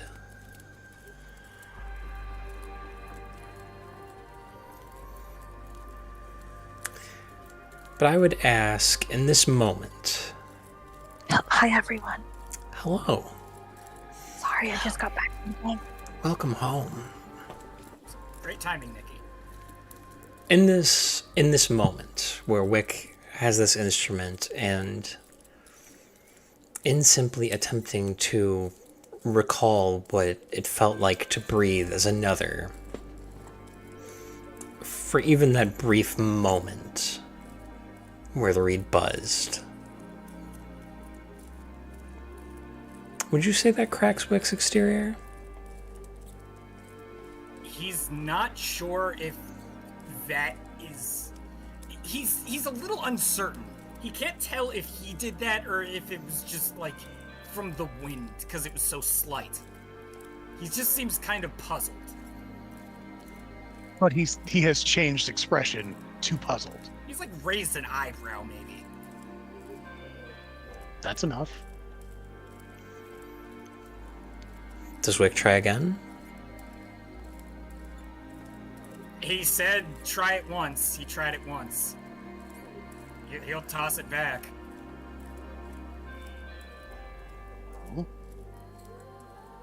It could be something, it could be nothing. It's impossible to tell, really. Be something.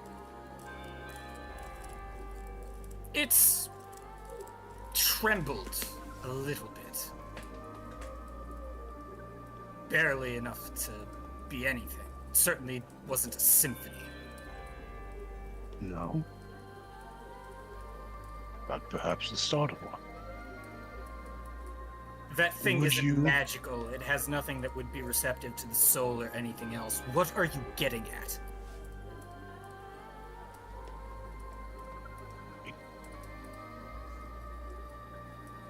Things do not have to be magical to be receptive to the soul. The soul is receptive to all things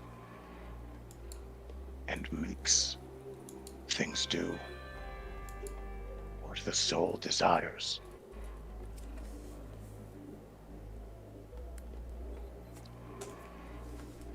Vakarm, for all you know about me, did you really never think that I might come to interpret this as merely another form of control? I did, Rick. After Thorn, after everything.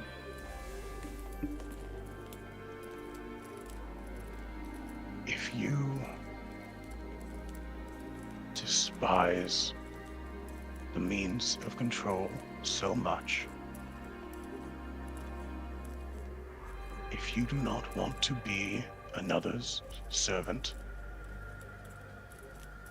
I beseech you, let me help you. Let me teach you how to take control of your own self. I understand that you interpret this as another form of control. I do not want to master you. You are my friend, and I wish to help you.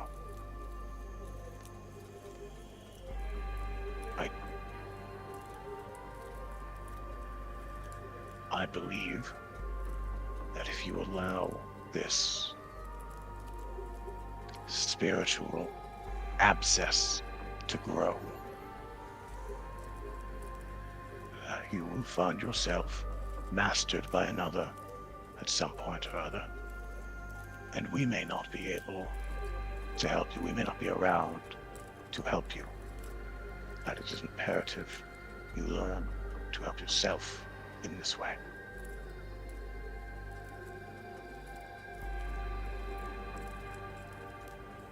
Let's get one thing straight. I am not a weapon. I do not see myself as one. I am an engineer. By birth and by nature, I solve practical problems by material means. That is what I do.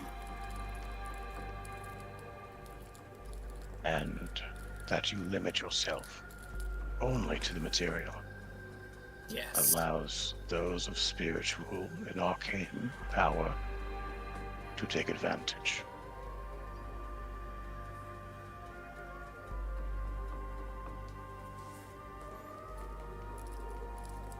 I am being tested by something, but not by you. I have never meant to test you. And how can you say that? That's ridiculous. You put the executioner's axe over my head. What is that if not a test? It is a... This is hypocrisy, Vakaram. It was a promise, and it was to show what I am willing to do, and how serious I think the matter.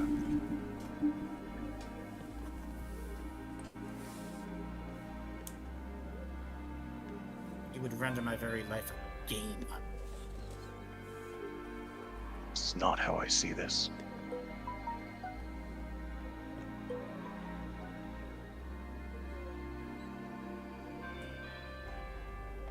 All you're proving to me is that my separation from all things must be total. And that will somehow improve the problem. To strip away what meager defenses you have, that is your solution. That is my answer thus far, yes. To live within myself and within the mundane and the practical. A life of severance. That is a luxury that we cannot afford in the face of spiritual and existential villainy. Oh, this is the luxury, is it? And your tutelage is not? I find that hard to believe. Why are you so mistrustful of me trying to help? What have I done on our journey together to show that I am nothing? To kill me. Yes, I did. And the threat stands Not a because fortnight I ago. find this a severe problem. But prior to that, you remained mistrustful of my methods and my teaching and my eager, earnest effort to help you. Why? What have I done? What had I done to earn such mistrust?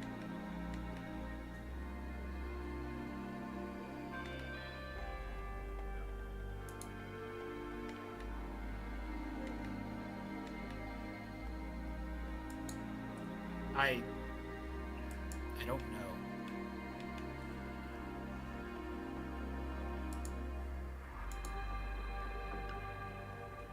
Maybe I don't know what it means to trust anyone.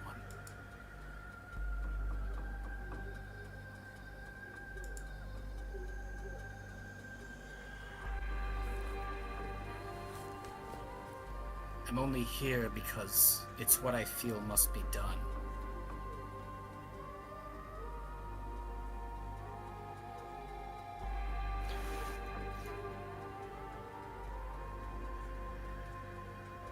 It's duty, do you see? Duty to all things.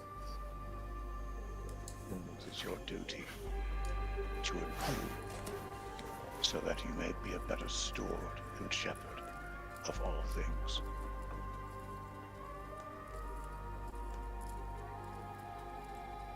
I'm not shepherding anything, I'm just fixing a problem. And after it's done, I'll disappear. And if the problem requires tools outside your purview, is it not your duty to learn a new skill? Or is it instead your duty to shirk responsibility altogether and disappear?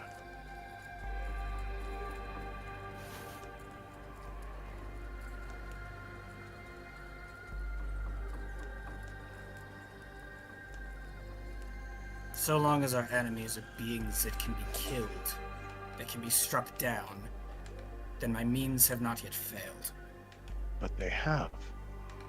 Because they have not struck the enemy down before the enemy was able to worm its way into your very being and puppet your movements against us, your friends, who have stood by you time and time again and helped you whenever able.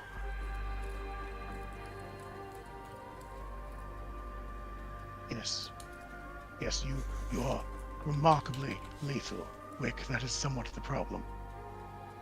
That at any time you can misfire. That you can point the gun in the wrong direction if someone of a certain nature so wills it. This much is self-evident. I'm simply not convinced that you hold the remedy. Why not? Why cannot you believe me?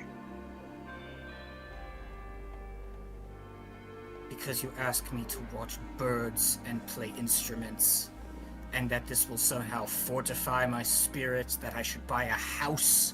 What do you know of the spirit? What, you, so ignorant, against the expert? When did you become an expert? When I became a saint amongst the people. When my message rang loud and clear across the Concord. Oh, this is zealotry. Please. Fine. I am a zealot. I believe wholeheartedly in my beliefs. Why does that make them any less true? Why does it not make them more true? When you have witnessed what my belief is capable of, how can you be so mistrustful of my methods? Wick, sits bolt upright. Relaxation time is, fully over now. It's been over, but... Yeah, but he's just been sitting there this whole time talking kind of calmly. Now he's actually, in it. Do you not see what you're doing? You are not asking for the trust of a friend. It's not the same. Do not equivocate.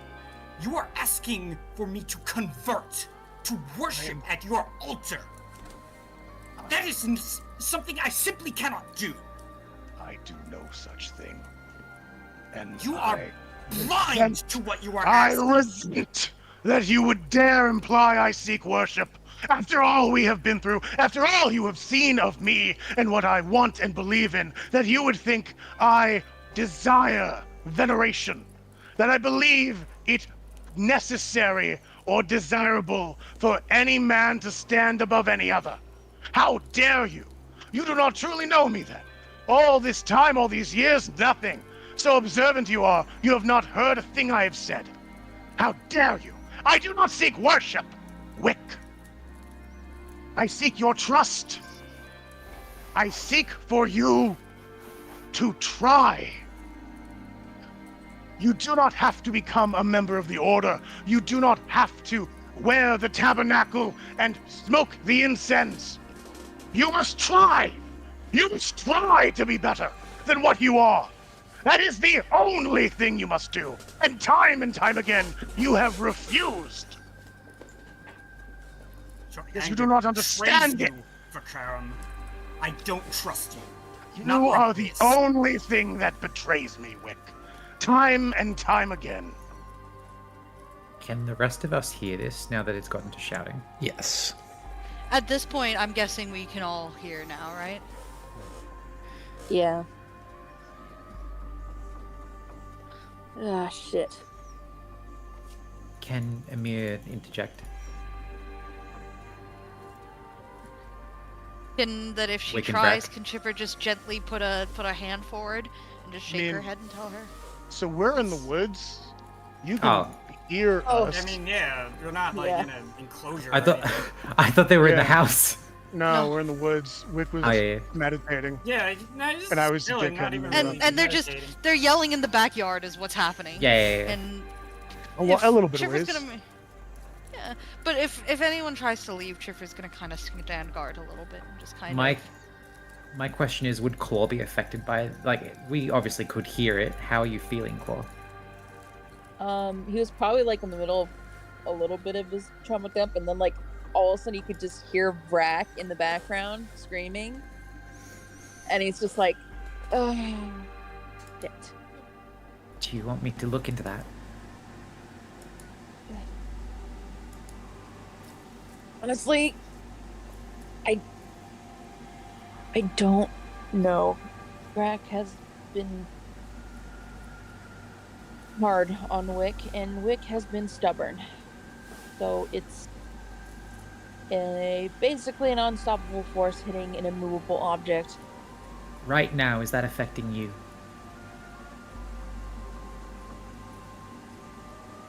I mean, honestly, I'm more nervous for Wick than anything. That's a yes. I'm not gonna let her go. Oh, she's Just to- teleporting. Give me a- Yeah, that's fine. You I can have grab me spells, as I'm it's about okay. to. Yeah. Oh, it's PvP time, is it? Yeah, no, it's just that Chipper's not gonna let this happen because this is something that she feels very strong. Yeah, it's like as soon as Amir Yeah. starts to go, like, wait, no, miss, She's just gonna try to we stop her, gotta and sort this out. if you're gonna do more, then it might be banishment time. No. Ooh. Jesus. If you just let me, if you let me just like hold this up. That wouldn't do anything. Yeah. This is technically another plane. No. It could be that I. This is her original plan. Oh, are we No. still in the Feywild? Oh wait, no, Yeah. yeah, all the Oh. courts are planes unto themselves. Yeah. Oh. Anyway, as she goes to teleport, you could just grab her, and that would just be like. Yeah, call try to grab her Yeah. hand. It is not your place, my place, or Claw's place to stand in between what they need to get sorted out. If it's affecting us, we can go somewhere else. But I understand that emotions are high, but it is still not our place to butt into other people's, how they deal with their emotions and their problems. Whilst that is true, this is a place of relaxation, and clearly there's something wrong if they're not doing that. But I'll respect your wishes. There's nothing wrong with being upset. To some people, letting it out is the only way that they can then relax afterwards. To force our way of healing from our own, from other people's trauma, that's not fair on those who are affected. Right? There's no correct way to feel better. They're not hurting each other, maybe a little bit emotionally, but they're not hurting us. It might be a little bit loud, but I can make it a little bit more quiet. But they really do need this. We'll keep an ear out in case if it does somehow. Yeah. I doubt it will. I doubt it will. I'm here. If it does escalate to actual fighting, I'll be there. that's when we'll interfere. But I've got enough magic to hold them both back. It's all right. I wonder if I could- I'll be here. I wonder if I could grapple Vrack. You Probably. I do have the spells to hold him back. I do No. have. if it escalates to that point, we'll do something to stop them, Amir. But right now they need, Exactly. even if it's loud, they need to talk this out. Yeah. You're right. It may not be what I consider necessarily the healthiest way of talking something out, but it'll work for them. No, you've convinced me. It's okay. I'm at least going to go tell Edda about this, just so that she doesn't get alarmed. And I'll grab some cookies as well, I guess. And she's going to, over to Edda instead. And I'm just gonna hug Claw for the whole time. So, just to make sure that he's okay, and then we'll just quietly listen. I'm fine, Chip. I just, Like, not just for you. yeah. It's gonna kind of ruffle her hair a little bit. Yeah, and we're gonna snuggle over there. Oh, over here. Yeah, Claw will be keeping an eye on what's going on over there, in case if it does escalate to a actual boiling point. Oh, I actual have violence. hypnotic pattern prepped. I know what I'm doing. I'm ready. I got hypnotic pattern prepped. Bet money. You know when you and the homie fighting, and then the third guy comes in jingling some keys. That's what I'm ready for. In passing, does Edda have anything to sort of say when Mia comes in? It's just like our friends are just having a bit of a disagreement. They're fine, no issues. I've seen worse, darling. Perfect. Thanks, Granny. Very cool. Why is that one in the next room? Hold on. She's popped back to Chipper and Claw with some cookies. You can all also good. come, Cookies. I'm You guessing. can also be a part of the hug bundle. I'm guessing when Amir pops in, Sirius is just fully like deflated on like a chair, just like zonked out like he's on that good kush. Is he even like Hell yeah. aware of what's He's happening? asleep through this entire argument. Completely. Yeah, like pretty much. Yeah. Persephone's fur muffled the noise for him. She's like earmuffs. Yeah. But sorry, returning to Vrak and Wick. That was a welcome reprieve. You've made a basic category of errors. When one claims the mantle of saint, they necessarily raise themselves above their fellow man. They did not seek this out. It was a consequence of discovering Bahamut's influence and shedding it away, and trying to help others understand in turn, so that they could do what they had always said they did. I did not give myself such a title. In fact, it scares me. If I am to have interests, your sectarianism shall not be among them. As long as you have them.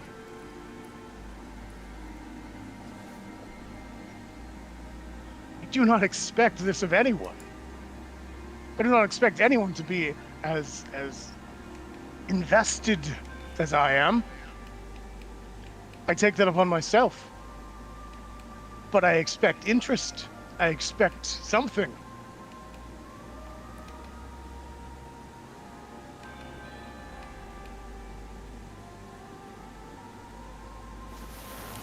He's just staring at you. He's giving you nothing. It's kind of petulant.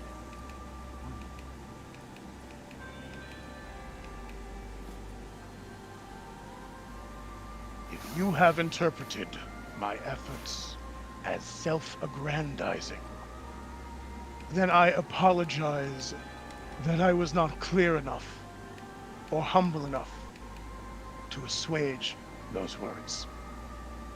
I do not seek followers. I do not wish you my disciple. I want to help my friend. Can that be any clearer?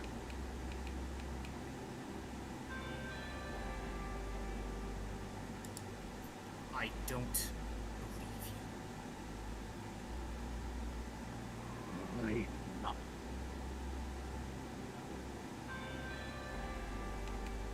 I just don't.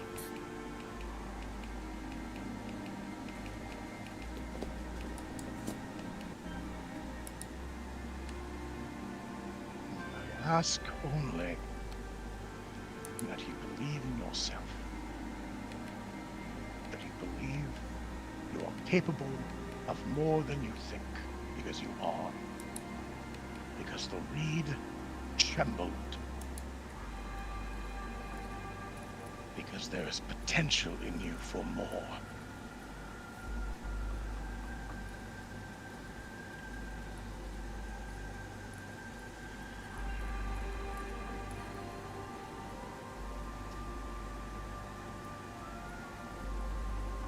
I believe I will follow this road to the end of my capabilities. And after that, if it should claim my life, then I will have done so in service of something greater than I could have ever imagined. And what It's if it enough. claims our lives? telltale prompt. Emir disliked that, but she's not there, obviously.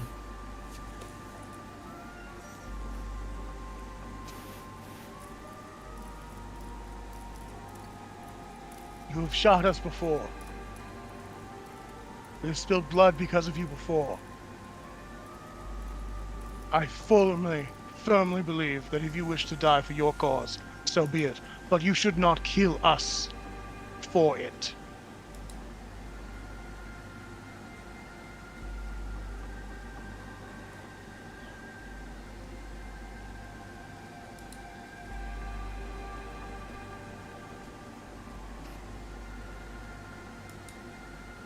Well, perhaps, given previous events, I can't guarantee that won't happen. Know Maybe we to trust you in battle against enemies so wily and pervasive in their possessive efforts. How are we to trust you? How are we to willingly bring you alongside us? this is perhaps a valid concern. I simply don't believe that you have an answer for it, though. Do not understand how my credentials are failing. Because none of this is intelligible to me. It doesn't have to be intelligible to you. You are ignorant in these ways. You have never considered anything beyond what is before you. It is understandable that you would not understand these matters. I do not fault you for this. I was once in a similar way, where I did not understand the full scope of spirituality. But you do not have to understand it to have witnessed it. You do not have to know what is happening to see that when I swing my axe, it rings true with a power that is my own and beyond my own. Time and time again, I have demonstrated this. How is that not irrefutable?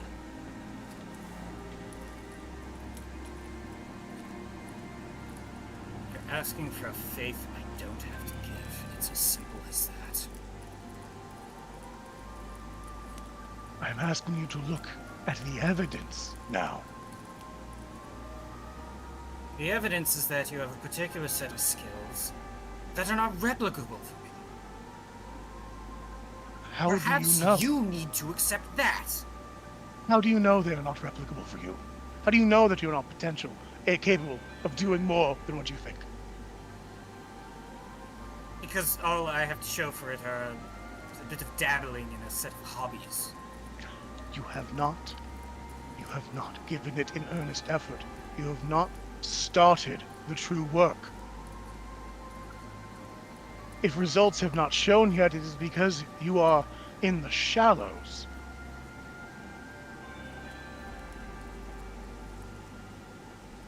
Then what is the syllabus, Professor? Where do we go from here? From here? From here, I do not know.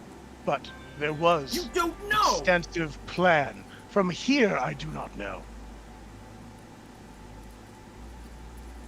You really are making this up as you go along. I am not. Time and time again, I tell you, I have thought this through. I have thought about you, and I have experienced this myself. I have gone through the same process of self-discovery. I'm trying to replicate it in some sense with you, while accounting for your own personal failures, desires, personality, and being. Verkerim, have you considered that your own transformation was induced by a stochastic personal trauma, the likes of which I simply don't possess? You do not believe you... That is besides the point. I don't know. I do not have a Bahamut to divorce myself from. People do not need to break free from the shackles that bind their growth to grow. They only need the opportunity that you do not have, Bahamut, means you're in a better place than many others. I just don't understand what it is you're asking me to do.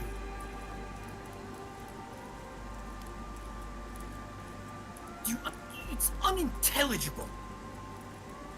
You have said this, and I have said to you, look at the proof. Look at me. Look what I have been able to do for you, with you, time and time again. I don't see a causation. I'm sorry. Then consider the reed. Trembling, and small and slight as it may be, but responding all the same. If that does not merit further inquiry, experimentation, I do not know what might be.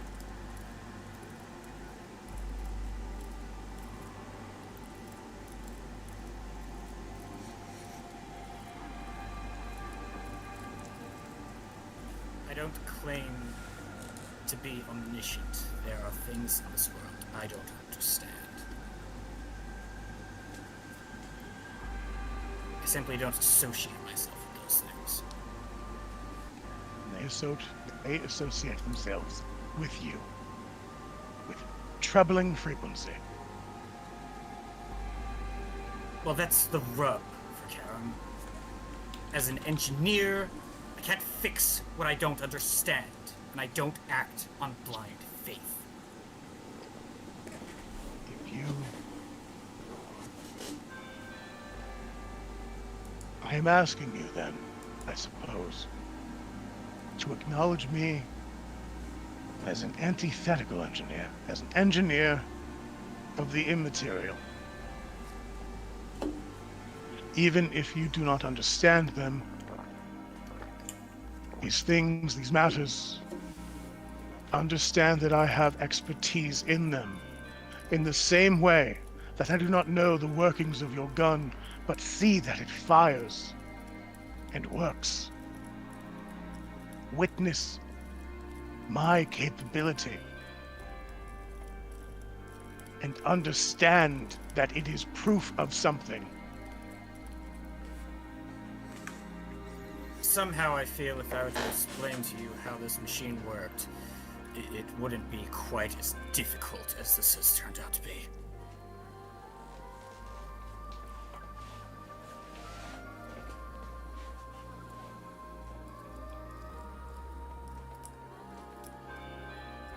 I would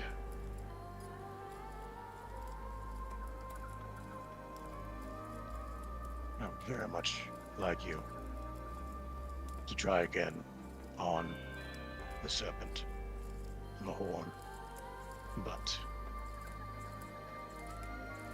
I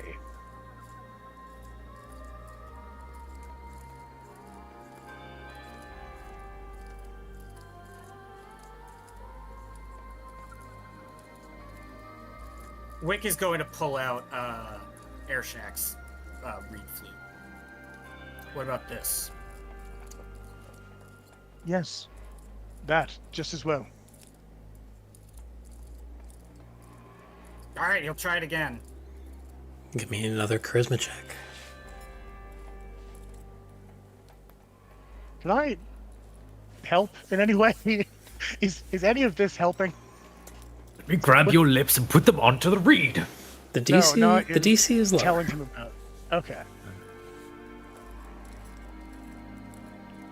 DC's lower. Yeah, that's an Okay. 8. Why is it a Minus minus? one. Why is it a -1? Because my charisma is -1.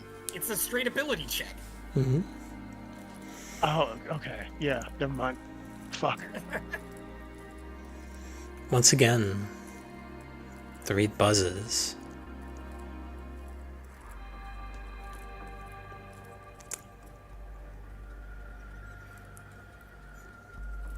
Vrack, you don't hear anything from it. Right. But Wick, your senses are very tightly trained. The serpent could be a fluke. The gentle breeze in the autumn court can't play the very soft note that emits from Ershak's reed flute. Barely audible.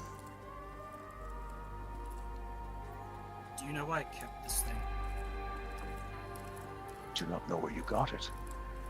It was a gift from Ershak back at Saras's tower. But I didn't keep it for posterity. I kept it because she asked me to try blowing into it, and I did. It made a sound, and at the time I couldn't explain that. I kept it as a reminder that this world has enigmas that resist conventional understanding.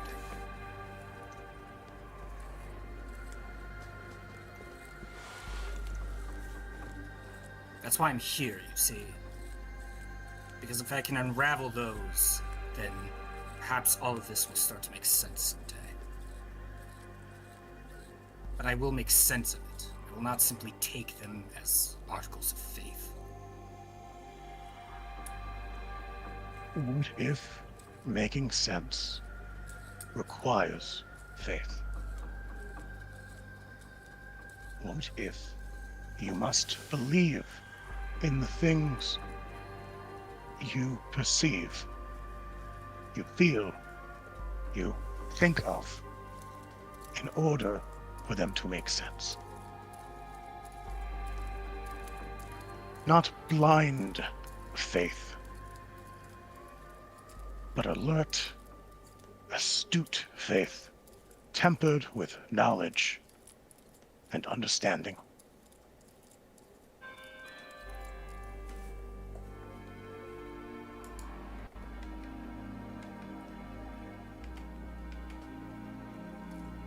I can't help but feel that this is simply where our thinking diverges.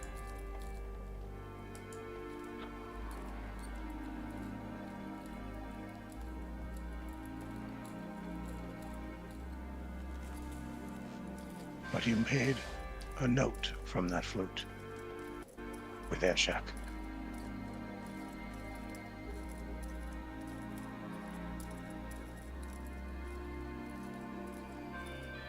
And if I'd known it would lead me here, I would have thrown the damn thing into the lake.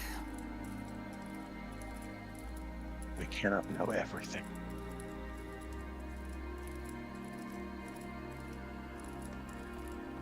Well, he's gonna put it back in his coat.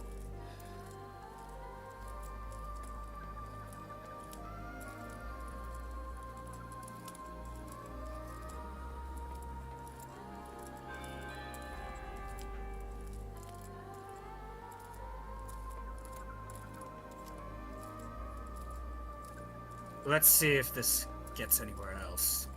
And if it doesn't, I will remain here. This part of the grove is nice. I could stay here quite a while, I think. Damn right it is. How far? What is the distance between Vrak and Wick right now? Like how many feet? You're asking me? Yeah, I guess like Matt wouldn't determine that. I mean, he was. That would kind of be up to you, because he was just sitting there when you came in. He hasn't really moved from his spot aside from when he stood up. I would say if you handed him the serpent, probably like 5, 6, 7 feet. Yeah, that makes more sense. That's a perfect. He rushes you and like grabs you up on a great big bear hug. Oh. If I had ribs, this would hurt a lot more. It's a good thing you do not have them. And he squeezes a little tighter.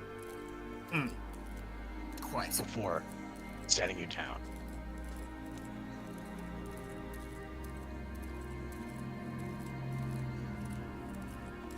That you accept any possibility that there is growth to be had is a tremendous step. I thank you. I thank you for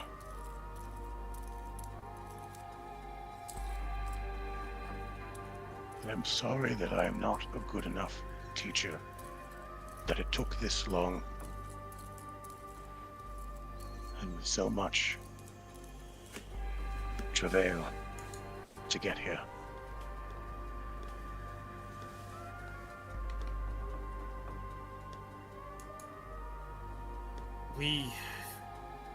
There is no guarantee of success. There does not have to be. There does not have to be a guarantee. There must only be effort.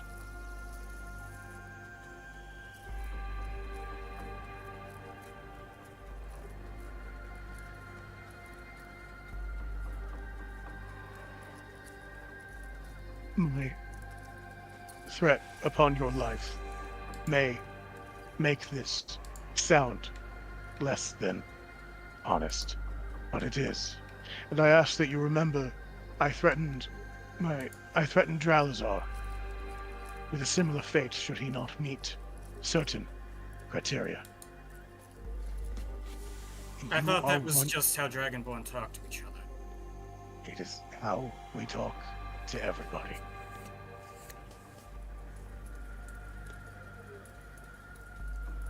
Is that a joke? No. It Oh. is how we talk to everybody. It is how I have spoken with all of you this entire time. Would you threaten You the are- others like you did me? I have, yes. Yes? Yes. He has. He's threatened to kill other members of the party He hasn't before? threatened to kill other people, but he he's has threatened threatened to harm. beat the shit out of. Yeah, he has threatened to beat the shit out of everybody. He It has not, it is. however, threatened to beat up Chipper. That is the only person that I can't think of. He has threatened violence upon other members of the party multiple times. Yeah, all the time. Punishment to other members of the party is not the same as execution. No, but the other people weren't, like, harboring national secrets and very, like, susceptible to revealing the information against their will. Yours is necessarily a step up, but it is a same line of thinking and same cultural mentality. Well, I'm sure they'll want to see what this is all about. The end of the sentence I was saying was, you may not believe this, given that I have threatened your life, but please, this is how we are. You are one of my closest friends. I care for you deeply. I truly do.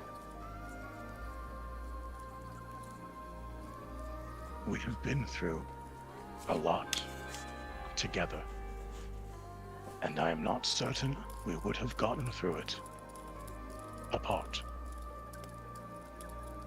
You have stood by me when I have misstepped before,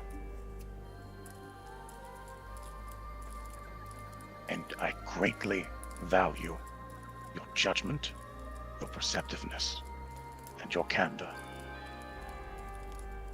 You are my friend, Wick. Even if you do not consider me likewise, I do not care. Thank you for accepting me into your life in this way.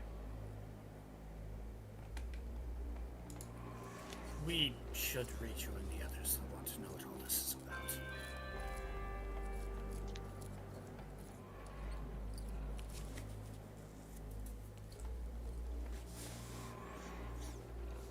He pauses. Do you think they heard?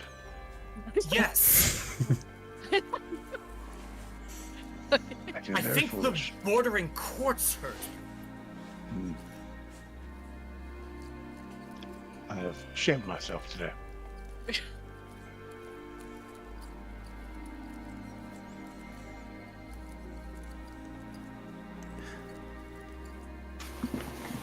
But So, are we returning to the group?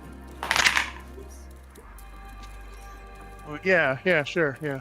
That sounds good. I gotta drink some water. Yeah, no, everybody get a water break. Everybody. As you gather your thing, or as you gather yourselves and head back, the rest of you inside have been kind of left to kind of deal with Chipper standing attentively at the door, while Persephone contorts Sirius's neck in more and more uncomfortable angles. That's where we're going to go ahead and end for tonight.